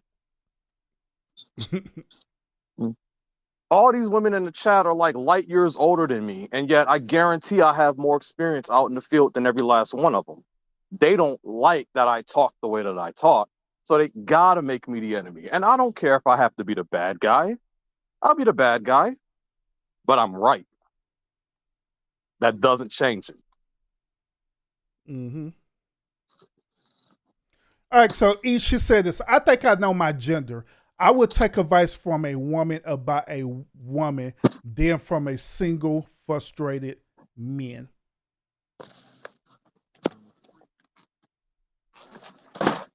There goes that hate for the men.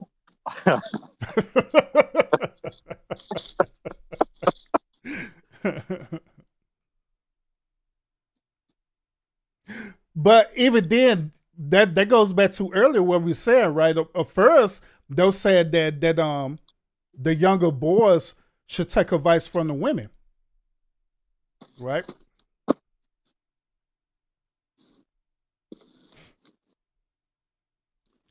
Then she said, my dad laced me with game, so I listen. And I don't believe that. From 3 generations ago. And he didn't sugarcoat life at all.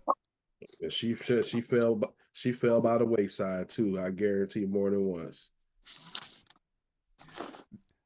Barb, she asked, so what needs to be done? We need to stop telling the guys that are actually out in the field that they're wrong, that this isn't the way to do things. Too many men are listening to the women when the women are saying, that's not right, that's not correct.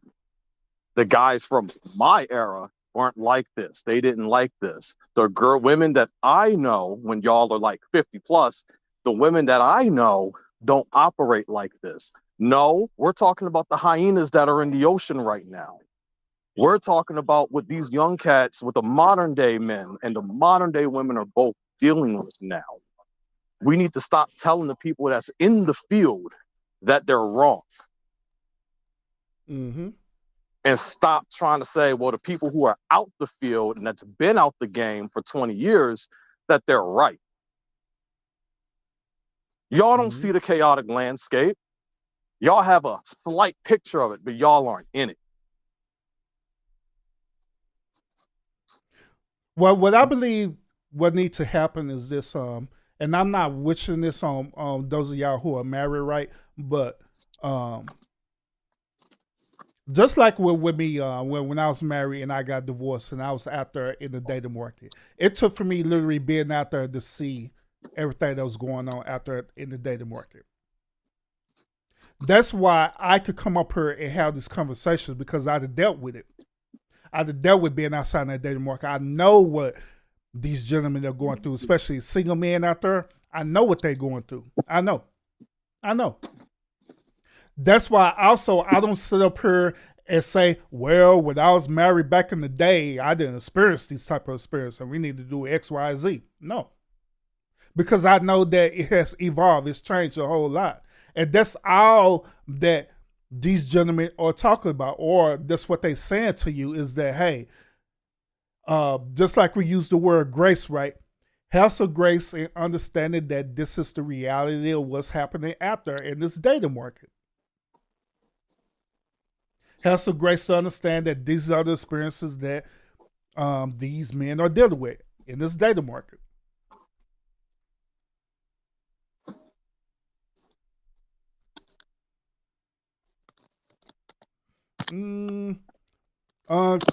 She was asking, T was asking how she's being emotional. Oh, she was talking about for us with me what I said earlier. I was saying that the women in the chat making more emotional decisions than logical,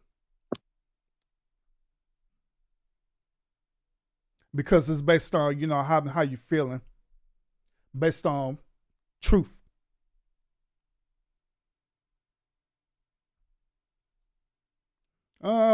T, she said this is the women. Is it the women that are only cook? No, it's not the women who are only cook. Mm-mm. All right, and Barb, she said this. In short, you're saying nobody has the right knowledge to share. So where should younger people go for advice?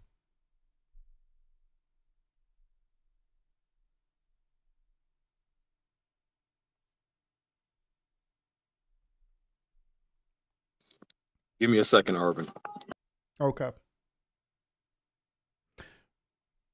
Well, where should younger people go for advice?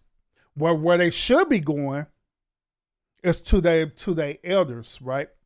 But when they go to their elders for advice, it should be the well, this what we did back in the day type of advice. They should understand what's going on. That way they could give them concrete and sound advice to how to move further. That's how the way I see it. Like case in point with my oldest son, right? My oldest son, he's 21, and he's in the dating market, and so I don't give my son dating advice based on how the way I dealt with dating, you know, back in the day prior before, you know, I was married the first time. I give him dating advices dealing with the current situation. That's what I do. Based on the current need.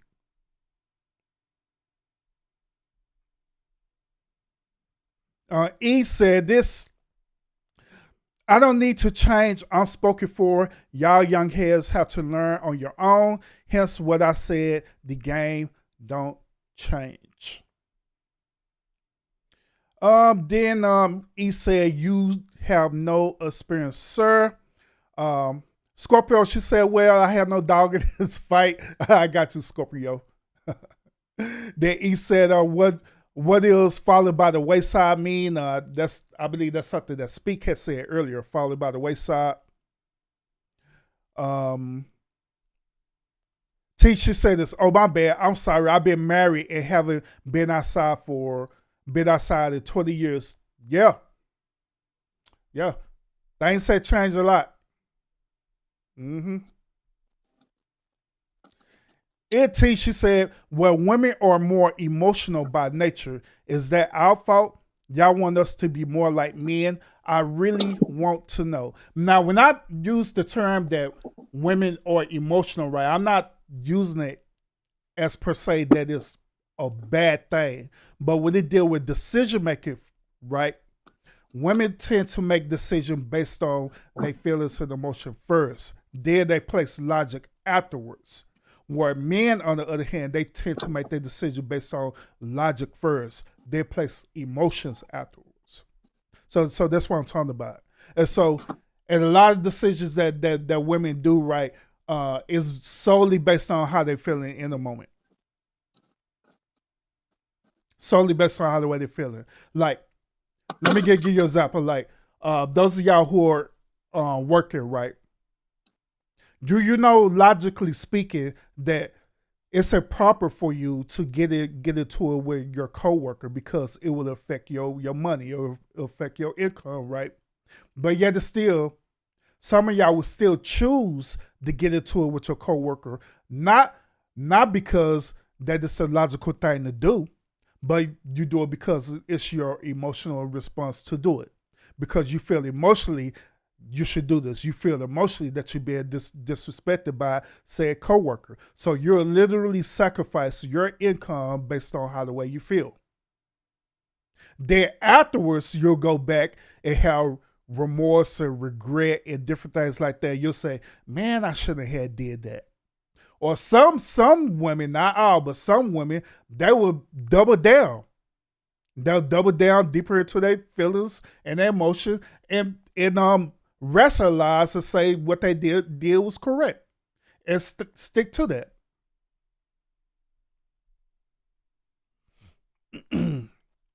Urban. So here's the thing. We're listening to what they're saying.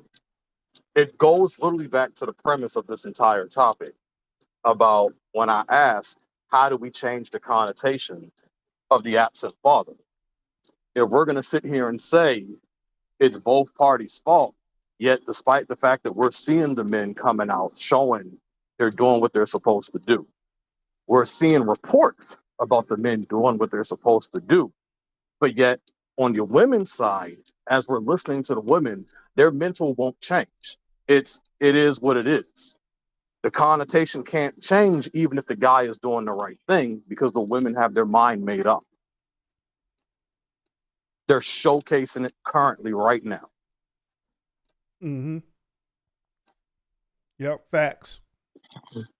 So when I'm asking you and speak, and you say it's both guys' fault, but both parties' fault, men and women, but yet right now in the modern era, when you're seeing the men doing what they're supposed to, but the women are still going to sit here and say, nah, connotation going to stay the same. Things don't change.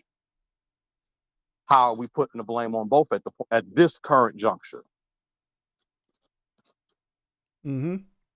And that goes back to also what me and Speak said, that it's a one of them type of case by case thing depending on the situation. Like the one conversation we have right now, even though it's similar to the main topic, but in a way it's kind of different too, because now we're dealing with modern women as a whole versus just women. Yeah, You know what I'm saying? I'll Like we take it started back out to the modern earlier. women.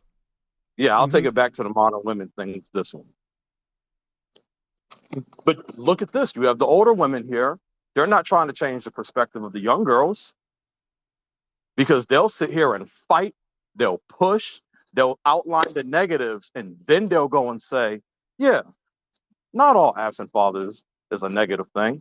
After they've already created the blueprint. Mm-hmm. Yep. Like they showcased it in live action.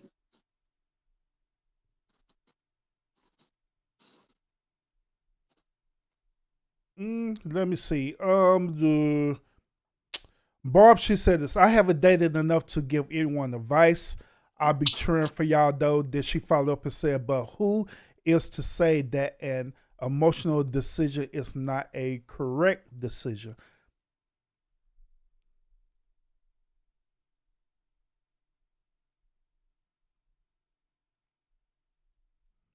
Oh, I guess I need to respond to that, huh?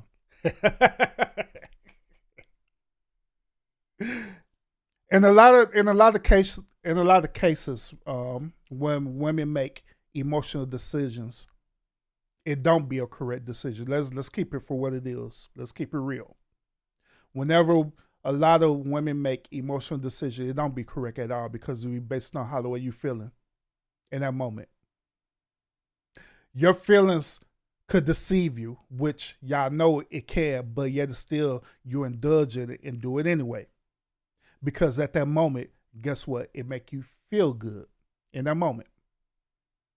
Same situation what we said earlier about, these women who go after these dudes who are toxic and pookies and ray-rays and stuff. They do it because in a moment it makes them feel good.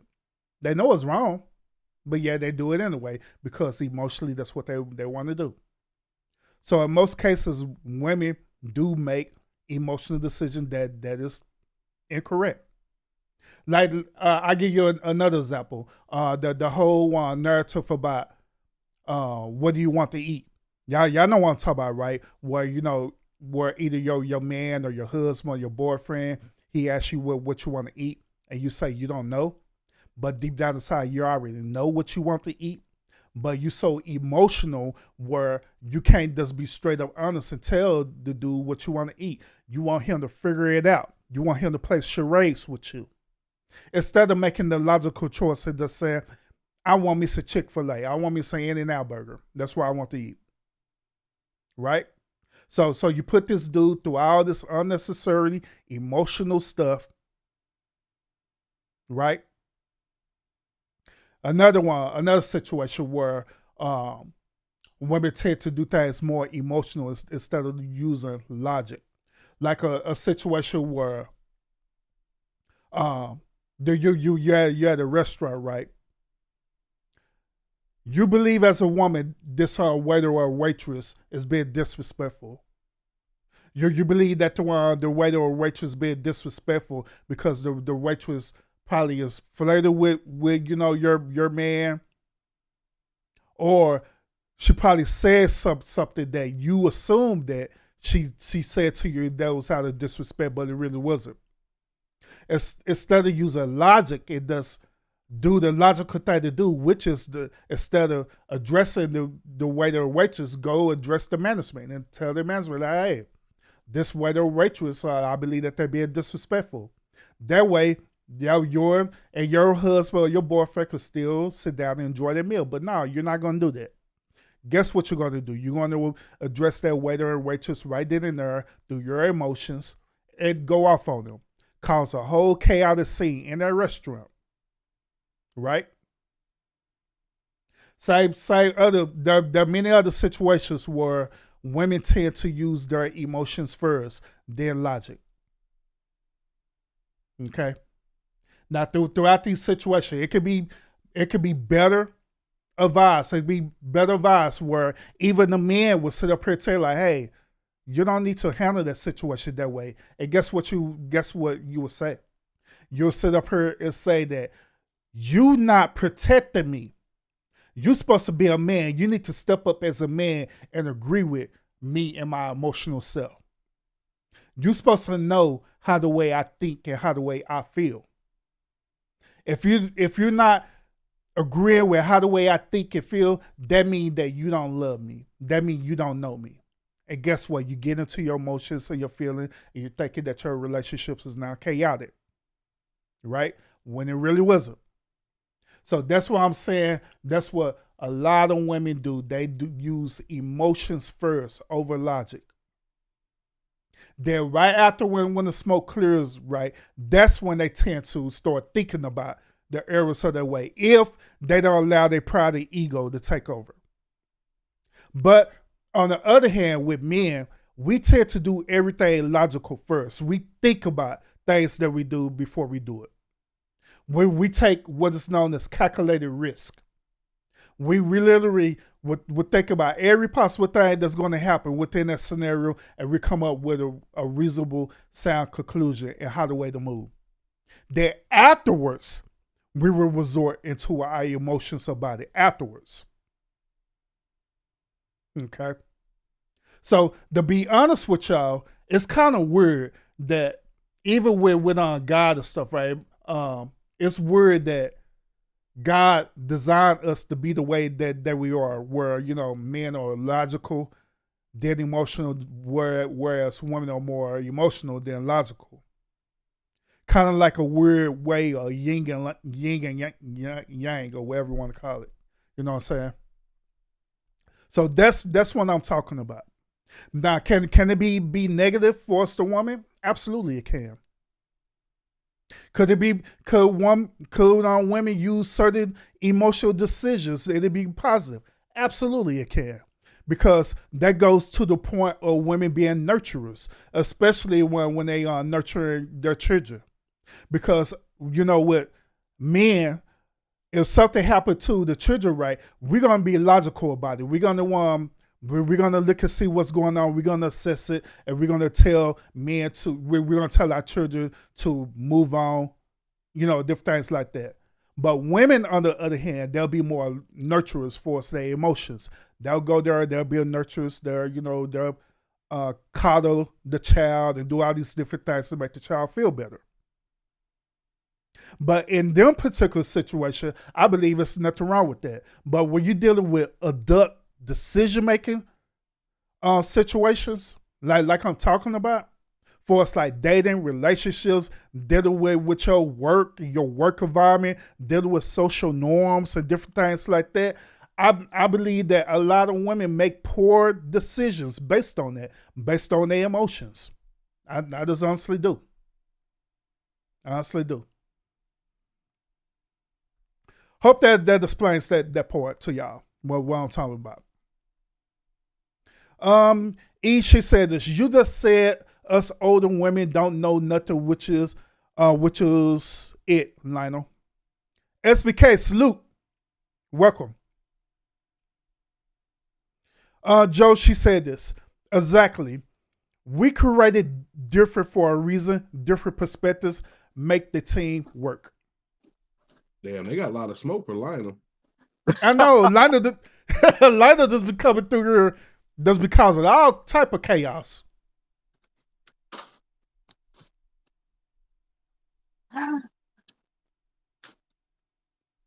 It's fine.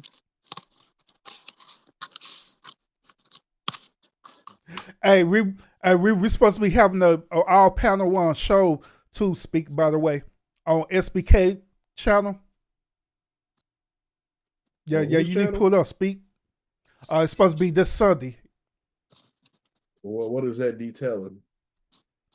It's an all men's panel. We're gonna talk about things about being a man and different things that we deal with being a man and all that good old stuff. I need to go. Can y'all put his link in the chat? Because I didn't even know he had a channel. Yeah, he do. Matter of fact, on SBK, if you can, drop your channel in the chat, or any one of my moderators, if y'all can, drop a SBK channel in the chat. Yeah, because if he ain't a mod, he won't be able to drop it. Yeah, he's a mod. Oh, he is? Yeah, he can drop it then. Mm-hmm. Yeah, he's a moderator. Yep. Oh, he's driving? Yeah. So any one of my moderators, either E or one of y'all, go to SBK channel real quick and drop his link. Thank you, Scorpio. Appreciate it. Yeah, Scorpio just dropped it. Thank you, Scorpio. So this Sunday, we're supposed to be having an all-male panel where we're going to talk about everything about being a man and things that we go through being a man and all that good old stuff. And it's going to be a phenomenal show. And y'all need to pull it up. If y'all not sub up to SBK channel, by all means sub up. Matter of fact, if y'all not sub up to not only SBK, but just each channel as well too, sub up. All right? If y'all not sub up to Speak channel, sub up. If y'all not sub up to Lionel channel, sub up.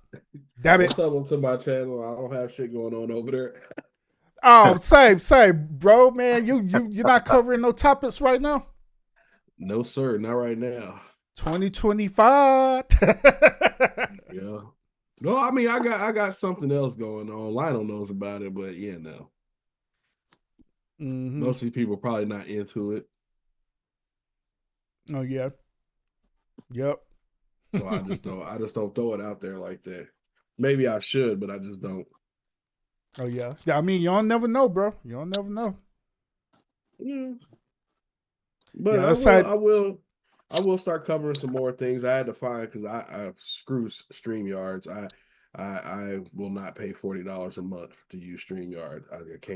I can't justify it. mm-hmm.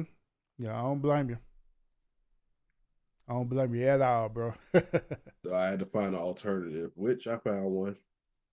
Oh yeah. It's Yeah. actually What you working through with? Streamlabs. Through Oh, Streamlabs. StreamYabs. Yeah. Yeah, Gotcha. they have a StreamYard type of program. It's missing some things, but I think they'll add those as time goes on. Mm-hmm. Yeah. But But like I say, you'll never know. Just like I told Lionel in this country, I like, bro, you tripping. Man, how people gonna know about you if they don't know about you? You So, know, so you gotta still, put most yourself of these out there. people you know, these people don't understand half the stuff I'm writing, though. Who They're trying cares? to keep that together. I know I'm not saying dumb it down, but give it to where just I don't know. I don't want to say dumb it down, but give it to where the average person can relate to it. Maybe. I put to you this way, Lionel. Basically what speaker said is this. Maybe you need to revisit the origin of it all, right? Go back and revisit the origin and make the origin start off simple, with simplicity, right? That way people could start pulling into it, right? Where it start building towards more and more into the esoteric part of it. You know, the interesting thing about that is that they were saying that when I was 12 years old. Mm-hmm. They were telling me everything y'all are saying when I was 12 years old, when I was starting to write all of this. Essentially, you need to dumb this down. You need to dial it back.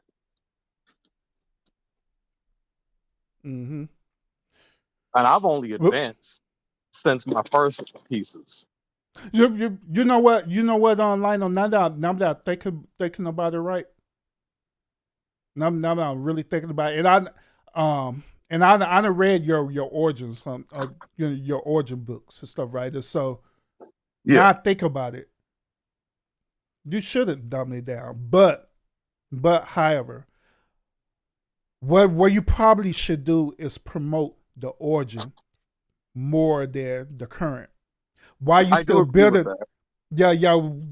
while you still building the current storyline, still promote the origin. Just like with anime and stuff, right? A lot of people didn't know about Dragon Ball Z or Naruto or One Piece or none of that until they start understanding the origin story behind it. You know what I'm saying? And so that's what like channels like Crunchyroll and different things like that, they always repeatedly showing the origin story of it, because some people don't know where the origin come from. And so maybe that would be the strategy for 2025 for you, is to constantly promote the origin while building the current. You know what I'm saying? That way people know where you at, know what to expect, know the storyline and all the good old stuff, and they can want to build on that.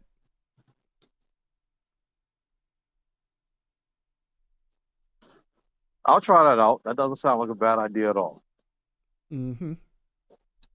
Yeah, because your original books is good too, bro. The original. I'm not talking about the original. I appreciate it. original. Yeah, so yeah, just put that out there, and that way people gonna know it. And they're like, okay, I feel you on this.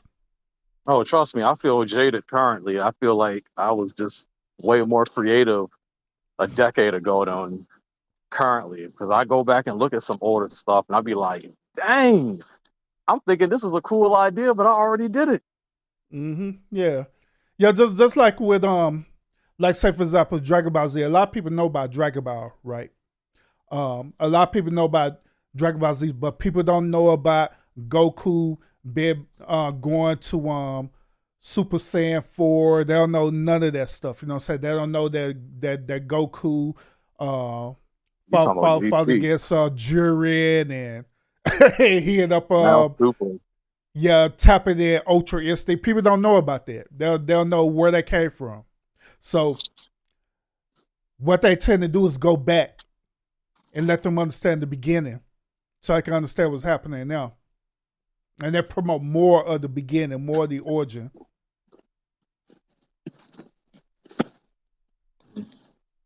The thing is, I had a conversation with Speak about it, and I challenged him and I asked him, you can you name an author or a media that is doing what I'm doing?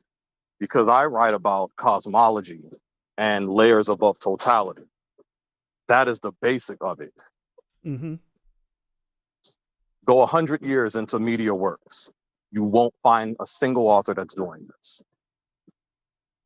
So I said, where's the recipe for success if no one's doing it? Yeah. Yep. I agree. I agree. No, I'm Oh, wrong. Bob. It's disheartening sometimes though, but I Yeah. don't let it stop me. Yeah. Oh, by the way, y'all, those of y'all who don't know, make sure you go to not only to Lino channel, right, but also go to Lino Amazon store. He have all his books on the Amazon market right now. If you want to go and look at his original books, his beginning books, then you'll understand a lot of what Lino is talking about in his Oh, current Walmart books. selling my original stuff too. Yeah, Walmart selling it. Yeah, he's doing this thing. Y'all can't sleep on Lionel. And the Oh, you already know showverse. the women are triggered. They definitely sleeping on me.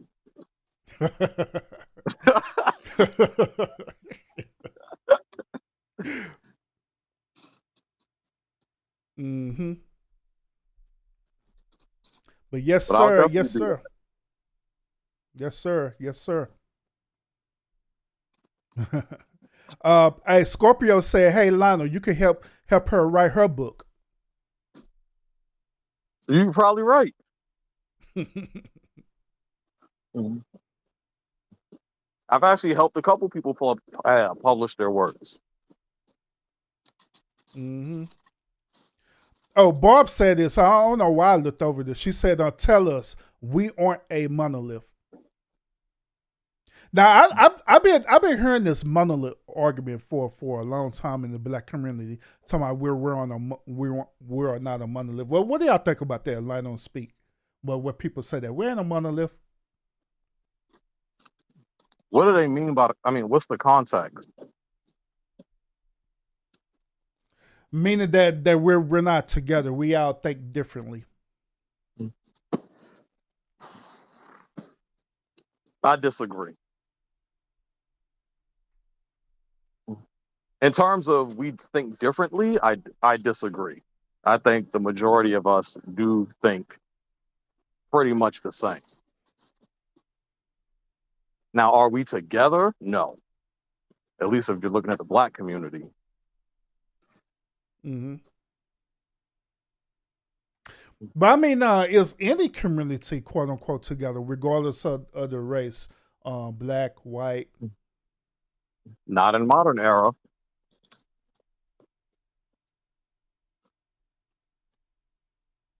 Yep. Everybody fighting. Everybody fighting with each other in their community. hmm Everybody trying to get away from each other. Might have a couple groups that raising their fists together, but nah. Yep. Yeah, I agree. And that's why they keep saying that. We're not a monolith. We're not a monolith. I hear it all the time on different podcaster shows, different panels. They say this all the time. We're not a monolith. We're not a monolith. Okay, all right. I mean, because when they say that, that makes it out to be like there's just this infinite number of ways people are thinking when you have a large majority of people who are spiritual based, or you have a number of people who don't believe in nothing. And then it's like those options literally become just a couple. So it's either one way or the other, which still falls into a majority category for both of them. Or people who are going to go to work or people who don't. People that are drinking water, people who are not, people who think this is healthy, people who don't think it's healthy. The options aren't that much different. It's a small subset of options, and people choose A or B 9 times out of 10. Mm-hmm. Yep. So how the way I challenge this argument is by logic. All right. So, everybody on the panel and also everybody who is listening right now, I'm gonna ask y'all a series of questions. All right, and this is gonna determine if you're a monolith or not a monolith. All right. Here's the question. Question number 1: do you agree when you go outside, the sky is blue?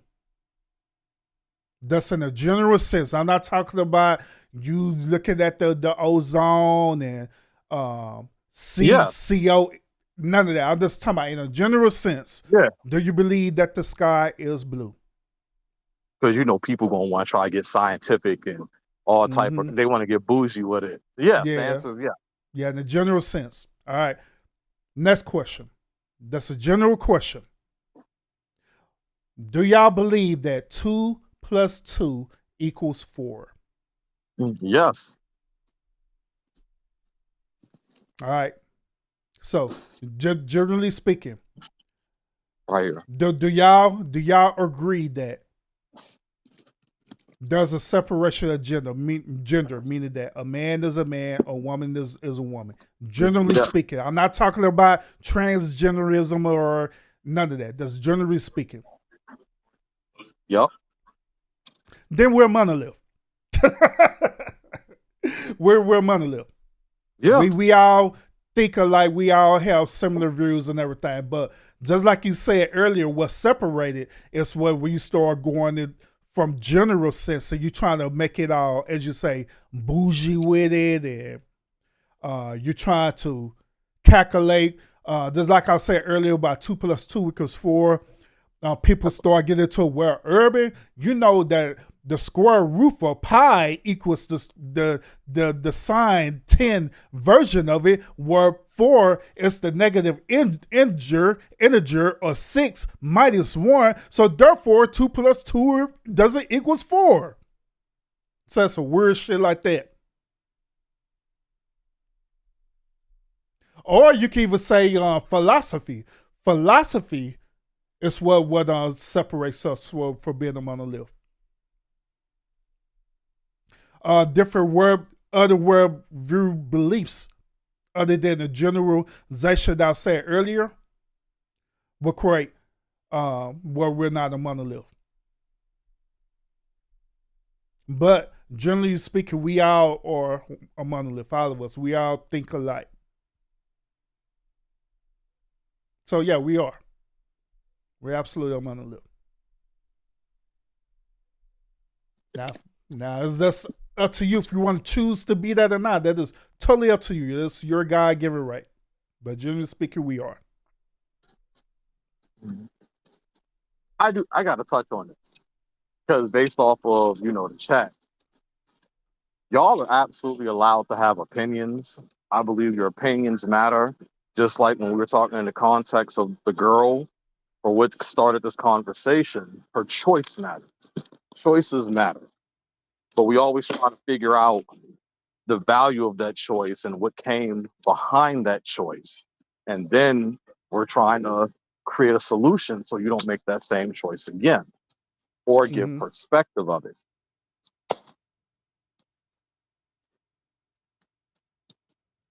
Yep. But some of them do just be trying to argue just to be arguing. Because, you know, women have this habit of just pushing back just because they can. Mm-hmm. Because of what? God said, because that's what they feel like they want to do Yeah. in the moment. Mm-hmm. Yep.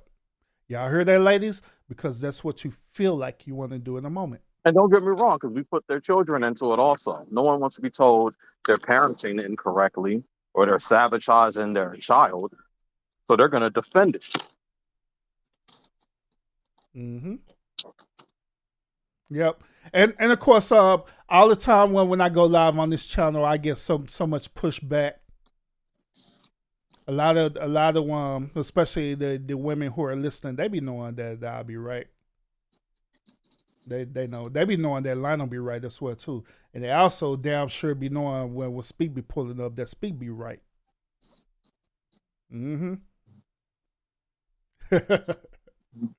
Oh, and it'll top it off. Even my bro SBK, where he be doing his shows, they be knowing SBK be right.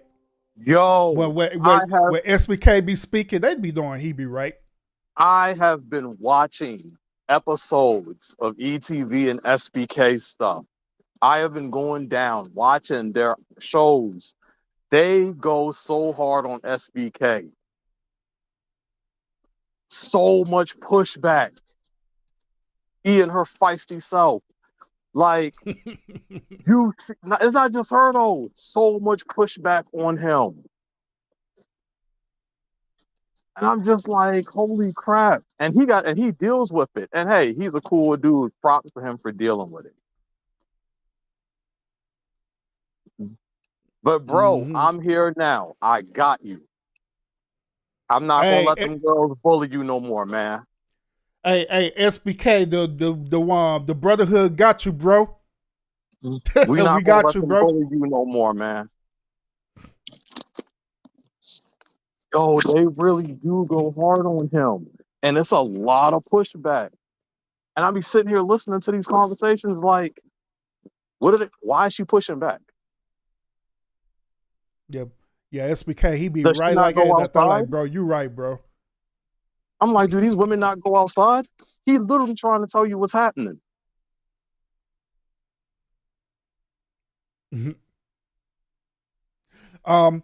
Barb said this. She said, "Thank you for keeping me entertained, Urban and Lionel." She says she is homesick and laid up in the bed. Y'all are making me feel better. Well, we appreciate that we're making you feel Yeah, better. sending you positive vibes, positive healing vibes.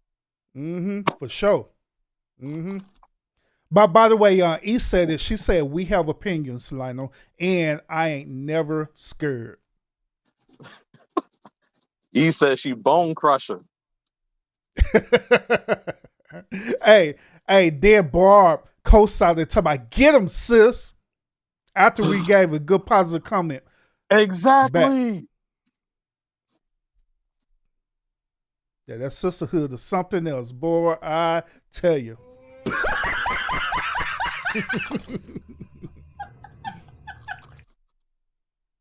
No, you good, Speak. But appreciate you pulling up. That's exactly what that is. That's sisterhood. And then they always try to pretend like, no, we're different. Nah, we don't have that going on. And then they all stick together. Mm-hmm. Yeah, facts. Facts. they be stick together in certain situations, right? Then right after that, they're against each other. Very easy. Very easy. It's an interesting situation. They're entertaining to watch. Yep. Indeed. No, Indeed. I do agree. I want to give that shout out though, because I listened to some E and her female friend. I've listened to some of their stuff, and they got some interesting stuff to talk about. And they seem, very genuine. And I'm worded like that because, some people don't seem genuine, but they seem real genuine. It's very interesting. And then E and SBK, good stuff. I mean, I've been listening to it while it's been hell here at work, and it's been keeping me entertained. I be feeling sorry for my Mm-hmm. boy SBK though, because of how much he be getting attacked. But it's some good content. I definitely, if y'all not subscribed, I definitely recommend it. Mm-hmm. Facts, facts, facts. You heard it here from Lionel. Now Lionel, he's that type of dude that if he don't like your content, he's gonna let you know he don't like your content. but but yeah, it's a good things happening over there. SBK and E, they got good thing going over there. The dynamic duel is what they call themselves. So yeah, so it's real good Yeah, content. she be making these Go ahead. expensive drinks. Yeah, she showed you been making them more expensive boozy drinks. Yeah, and she be like, "Go ahead and buy it," and it's like, just get the stuff for it. And I'm like, "Can I get the discounted version? Can I get the Family Dollar version of this?" Hey, what's the last drink E made? She made lemon drop. She made her own lemon drop, bro. She be putting like $100 worth of ingredients into this little small drink, and then being like, "Yeah, go get it." Mm-hmm. Where's the budget Now, list version? she be up here saying links in the bio. Yeah, yup, yup. The links in the bio. You want to see how I made this drink? The link in the bio.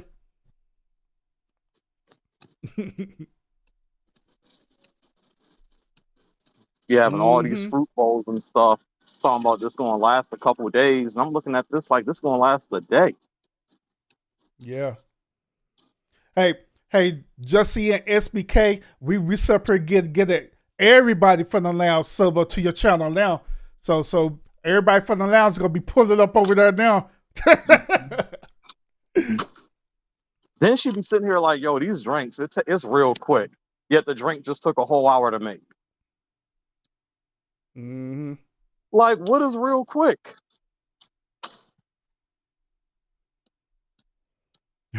Hey, E, you hear Lionel talking about you and your drink? She said she was gonna make something with lion's mane in it. I'm interested in that because I don't like lion's mane. Mm-hmm. Yo, that taste is strong. So I don't know how she does that. Yeah. Oh my bad. Another channel y'all sleeping on, man. This on Joe channel, Joe Delaney channel. Y'all sleeping on her channel too. She Oh got yeah, some good like, content over there too. and she's just so positive, and you're seeing her journey as she working out, building a better her. Mm-hmm. Mm-hmm. Yep. Yeah, so those of y'all who are tired of listening to all the drama stuff, you know what I'm saying? Y'all didn't went through the whole entire year, listen to drama channels. You listen to all these T channels that you be hearing these women fight all the time. Y'all tired of that. Y'all tired of listening to these old beta simps argue and fight on panels all the time. The channels that we're mentioning right now, it is just for you. It is just for you. Yeah, super positive. I mean, when you're in the chat, whether you're in the chat or listening to the panel, it's super positive. You're going to be in there smiling. You might even feel rejuvenated. Mm-hmm. Facts. I don't even want to go back to the older channels I was at. And also it's just the same way here in the lounge too. Even though y'all give us pushback, it's actually a positive channel. You know what I'm saying? So, yeah. All I do is try to uplift y'all. Mm-hmm. Barb, she asked this. She said, what happened to the one pop the balloon shows, Urban? Or is that another conversation for another time? They haven't stopped. They haven't stopped. I'm starting reviewing the popping balloons. You're not allowed to take a break. I see, right? I can't take a break at all. Yeah, so all that would be I will start back doing my reaction videos as well. I will start back doing my DJing as well too. But I was just taking a break from it, y'all. The only reason why I'm up here right now is because of y'all boy Lionel. Because Lionel been bugging me for a week to go live. Bro, you need to go live about this. Bro, you need to go live about that. I'm like, bro, I'm breaking right now. Nah, bro, you need to talk about this right now. And I don't even think some of them heard because it looked like some of them came in halfway through the conversation. So they kind of missed what the thing opened up about. Mm-hmm. Yep. But essentially, Exactly. everyone, we were just talking about choices. Should basically this lady they were telling her, okay, the men weren't telling her, but she was being told that because she didn't have a father in her life, she's making bad choices at picking men. And we're questioning, why is having an absent father a negative?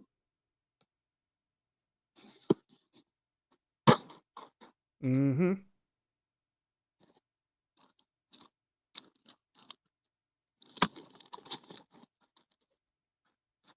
Yep. None of the women wanted to pull up. Nope. They got no Nope. problem being chat warriors, but they can't come face to face. Nope. Because they waited on the all men panel, I guess, man. That's what they waiting on.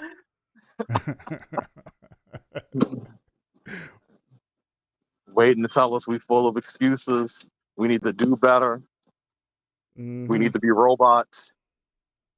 Hey, a matter of fact, I can't wait to that show because the big part about it is not only the conversation that we're gonna be having, but I want to see what the women in the chat gonna be talking about. Yeah, That's what I want to see. that's exactly what I want to see. Yeah, because I'm very curious to hear y'all perspective about the different things that we're gonna want to cover on this show. Because some of these women are sit here and tell you, well, my husband doesn't think this way. Or, meanwhile, the husband don't even tell her nothing. Mm-hmm. Or the reason why he don't tell her nothing is because she don't listen. Because she don't listen. They don't Mm-hmm. like to hear that. Every one of them think they good listeners. They good communicators. Until their husband Or get around some men to let them know she not. or he been a told her that and she just wasn't listening. So he just gave up on like, oh well. Yeah. That's what a lot of these men be telling me. A lot of these married men. They don't even bother telling the woman crap anymore. But then I already know the reply to that. Where are y'all meeting these women?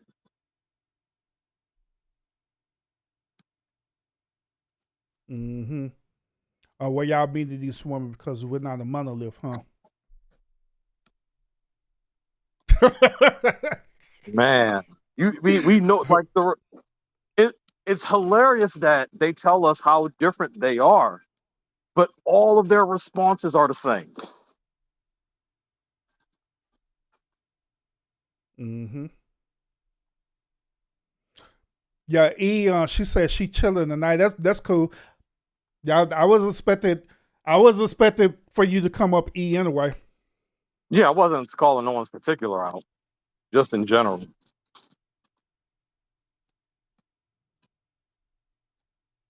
Mm-mm. I just asked, no problem. But yeah, that's coming back on now. The shows, the Pop the Balloon reaction shows, me DJing and me doing other reaction videos. That's all coming back as well too. Yeah, that's all coming back. So make sure y'all stay Although, tuned. although people answered the chat poll, Mm-hmm. you got some Yeah. haters, man. Yeah, like I said earlier, bro, that was some crazy work right there for people. And just like I say, I purposely put that poll up there, not for people who literally sub up to my channel, but for people who are the haters. Because I knew they were going to say some stupid stuff. I knew they was going to vote for me not to DJ less because they know that when I DJ, it be lit as hell and they be jealous So I knew they was gonna say we don't want no more reaction shows like Pop the Balloon. The reason why is because when I be doing the reaction shows, they be watching in the bushes, they be entertained as hell, and they be getting mad. so they literally trying to shut your boy Urban up. I ain't going nowhere. Yeah, he just been on vacation, y'all. His wife been keeping him trapped. Yeah, man, I've been trapped, man.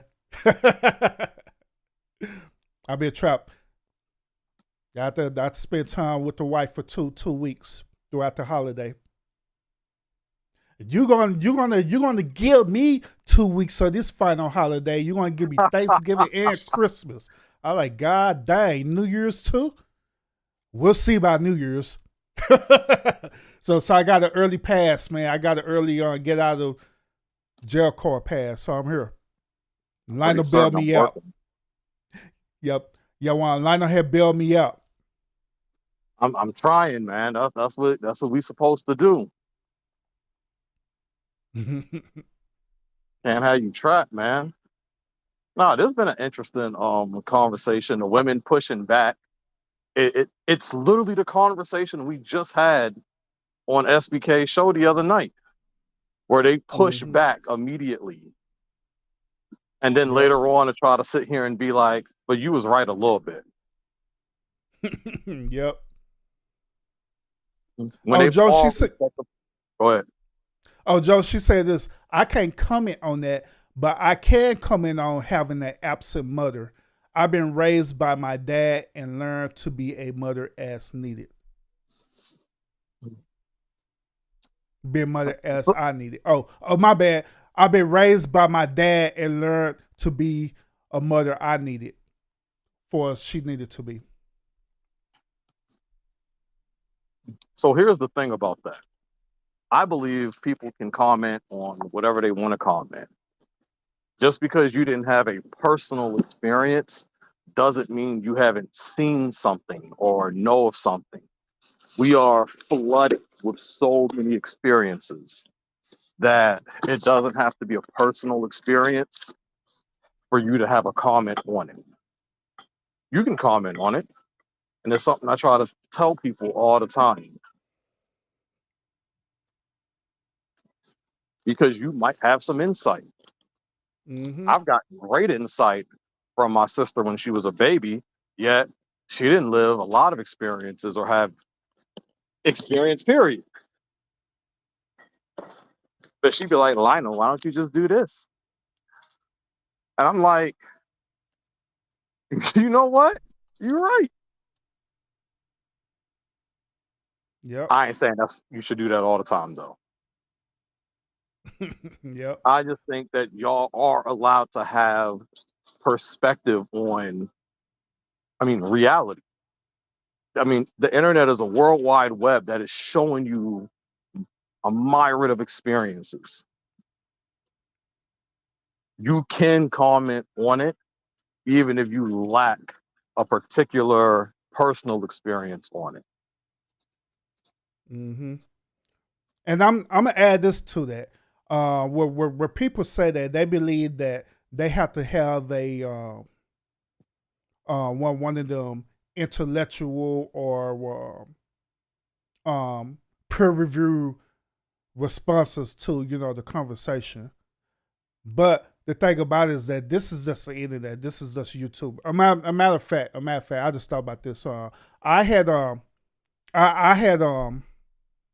commented on a content creator post because this content creator was saying that she was asking questions, right? And so the response that she got from the question that she was asking in the chat was that, hey, you need to go and find out for yourself.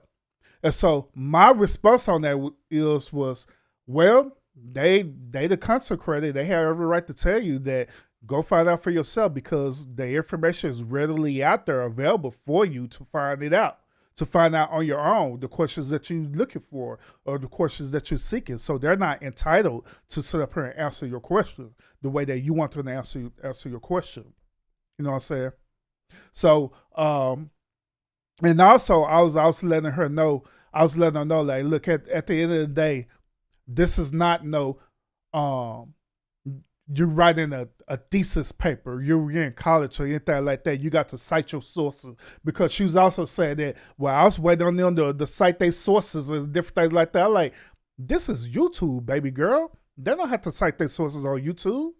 You acting like they're on TED Talk. This is not TED Talk. This is a regular content creator on StreamYard just talking. So they don't have to cite sources or anything like that, because it's not no pure level, educational level conversation.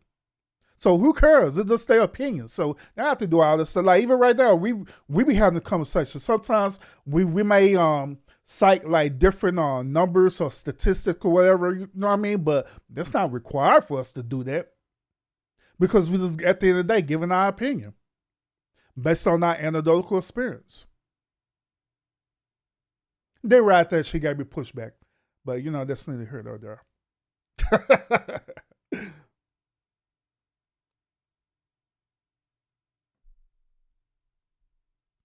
Oh, SBK, he said, hey, I appreciate you guys. I'm at work and I wish I could join the panel, but he's working and listening. Hey, appreciate you, bro. Appreciate you. Hey, say, I'm with you, man. hey, SBK, what we doing? We sit up here created a prequel to the show Sunday, bro. That's pretty much what we doing. This whole entire show is pretty much a prequel. We literally promoting the hell out of your show.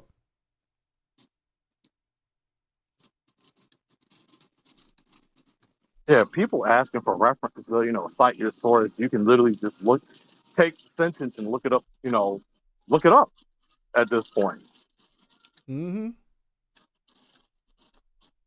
But that's why I always question, what are these people seeing also? Do y'all not walk outside? Mm-hmm. Or as E said, and we're not letting this one go at all. E said she lives in a bubble. In a bubble.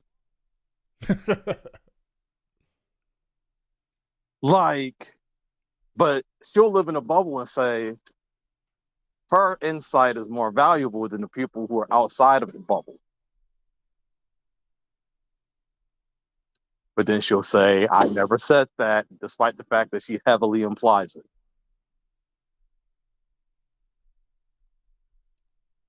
Mm-hmm. He throwing out bubbles in the chat. Bubble.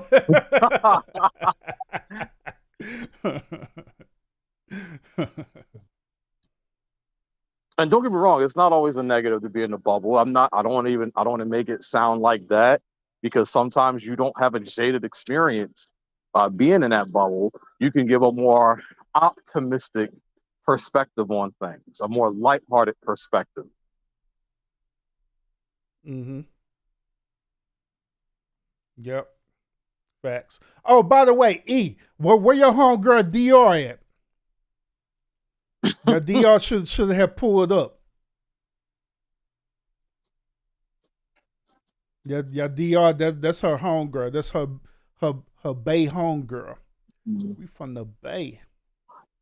Protect her at all costs. She does.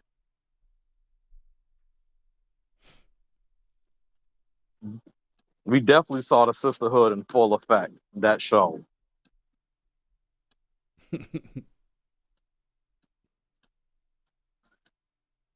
But yes, sir. Yes, sir. But other than that, man, you got any final thoughts for tonight? Appreciate the topic, by the way.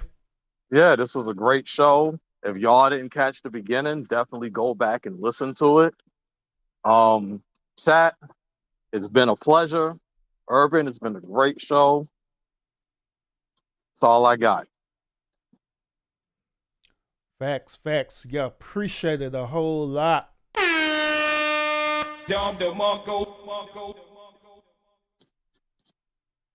Mm-hmm. Appreciate it. Yeah, I appreciate Lionel One pulling up and giving us the conversation, giving the topic. Because like I say, Lionel, he be giving it a lot of topics, y'all. I got a whole lot of it, man. I got like topics that's going to be, that last throughout the whole entire month of January. No lie. Like, for real. But, then like I say, I just been chilling, man. I've been chilling. But, We will be in full effect in the lounge where we're gonna be on doing our normal content over here. We will be definitely be in full effect at now. Well, we'll be definitely be full effect at the one lounge where we'll be back and doing our normal stuff at the lounge. You know what I'm saying? So make sure y'all have y'all notifications set when we do what we do over here, all right? And all the channels that we mentioned, from E to SBK to everybody, every content creator that is in the building right now. If you're not sub up to their channels, by all means sub up to their channel because you're missing some great, phenomenal content from these phenomenal content creators. All right. I had opened up the show earlier letting y'all know that 2025 is going to be a phenomenal year for you, especially as a content creator. All right. It's going to be a great and phenomenal year. And I mean that too. I really do. I mean that. It is going to be a great year for you as content creators. All you got to do is stick to what you're doing right now. Don't give up. You don't have to want to change the wheel. If the wheel is working for you, you don't have to change it. Just continue to do what you do. All right. And just be as authentic as possible because that is what I'm doing over here at the lounge. I'm not changing anything up at the lounge. I'm still going to continue to do what I do at the lounge. And the one thing that I'm going to bring is just me being authentic about how the way I do it. And I believe that that's what's going to make this channel over here at the lounge very successful in 2025. I believe in myself that I know it's going to happen. I know that it will happen, and I believe in y'all as well too, as fellow content creators. I believe in y'all. I believe that it will happen for y'all as well too. But just because I believe in it, that means that you got to believe in it too. Now, if you don't believe in it and I believe in it, then I don't know what to tell you. I know what to tell you. As they say, your math ain't mathing. So yeah, it's going to be a great, phenomenal year for y'all, for sure. So I'm looking forward to 2025, what it brings to not only myself, but to each and every last one of y'all who are content creators. Even those of y'all who are subscribers right now, I'm saying the same exact thing for y'all in y'all personal lives too, as subscribers, that 2025 is going to be a phenomenal year for y'all. All right. So believe it, manifest that thing. Those of y'all who believe in doing vision boards and all the good old stuff, I highly recommend that you do your vision boards and do what you got to do and make this a great, successful year for you. All right. So other than that, that is pretty much it. Barb, she asked, what are some other topics you want to what are some other topics you want to uncover? That's a good question. I've been thinking about this a lot, Barb. So there are gonna be some other topics that I'm gonna cover. I don't want my channel to be just about talking about relationships or doing reactions dealing with relationships, just like I did in 2024. So I'm actually thinking about, and I'm actually researching and coming up with some better topics to cover.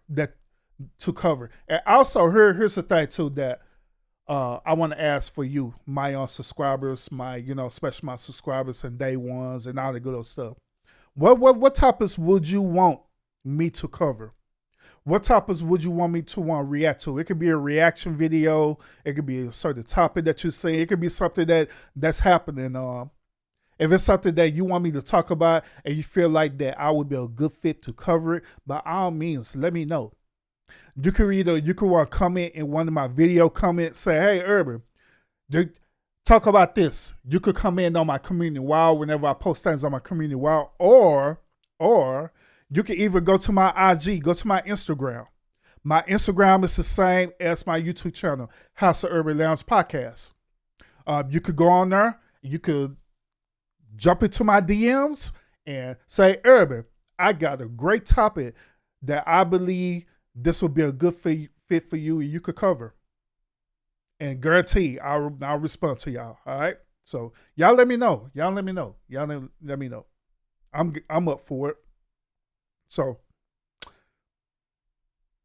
that's it. SBK, I appreciate you, bro. Let's all build. Yeah, facts. It's gonna be a phenomenal year. E said the same thing. It's gonna be a phenomenal year. Gertrude doing her thing. It's gonna be a phenomenal year for her as well too. So yeah. Other than that, y'all, thank y'all so much for tuning in. Thank y'all so much for understanding that I needed a break from YouTube and I was just chilling for content correction. Now, I was still on YouTube, by the way. I was still on YouTube, but I just wasn't producing content on YouTube. All right. I was on like a different other content creators channel and doing my thing, or as E called me, the sixth wheel. The sixth wheel. But yeah. But other than that, I was just taking a break for content correction. That was it.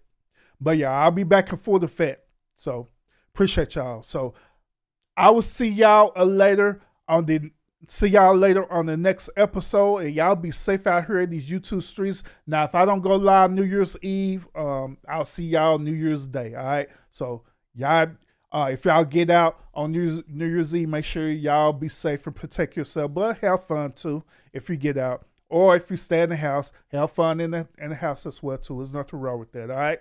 So appreciate y'all. See y'all later. Peace out.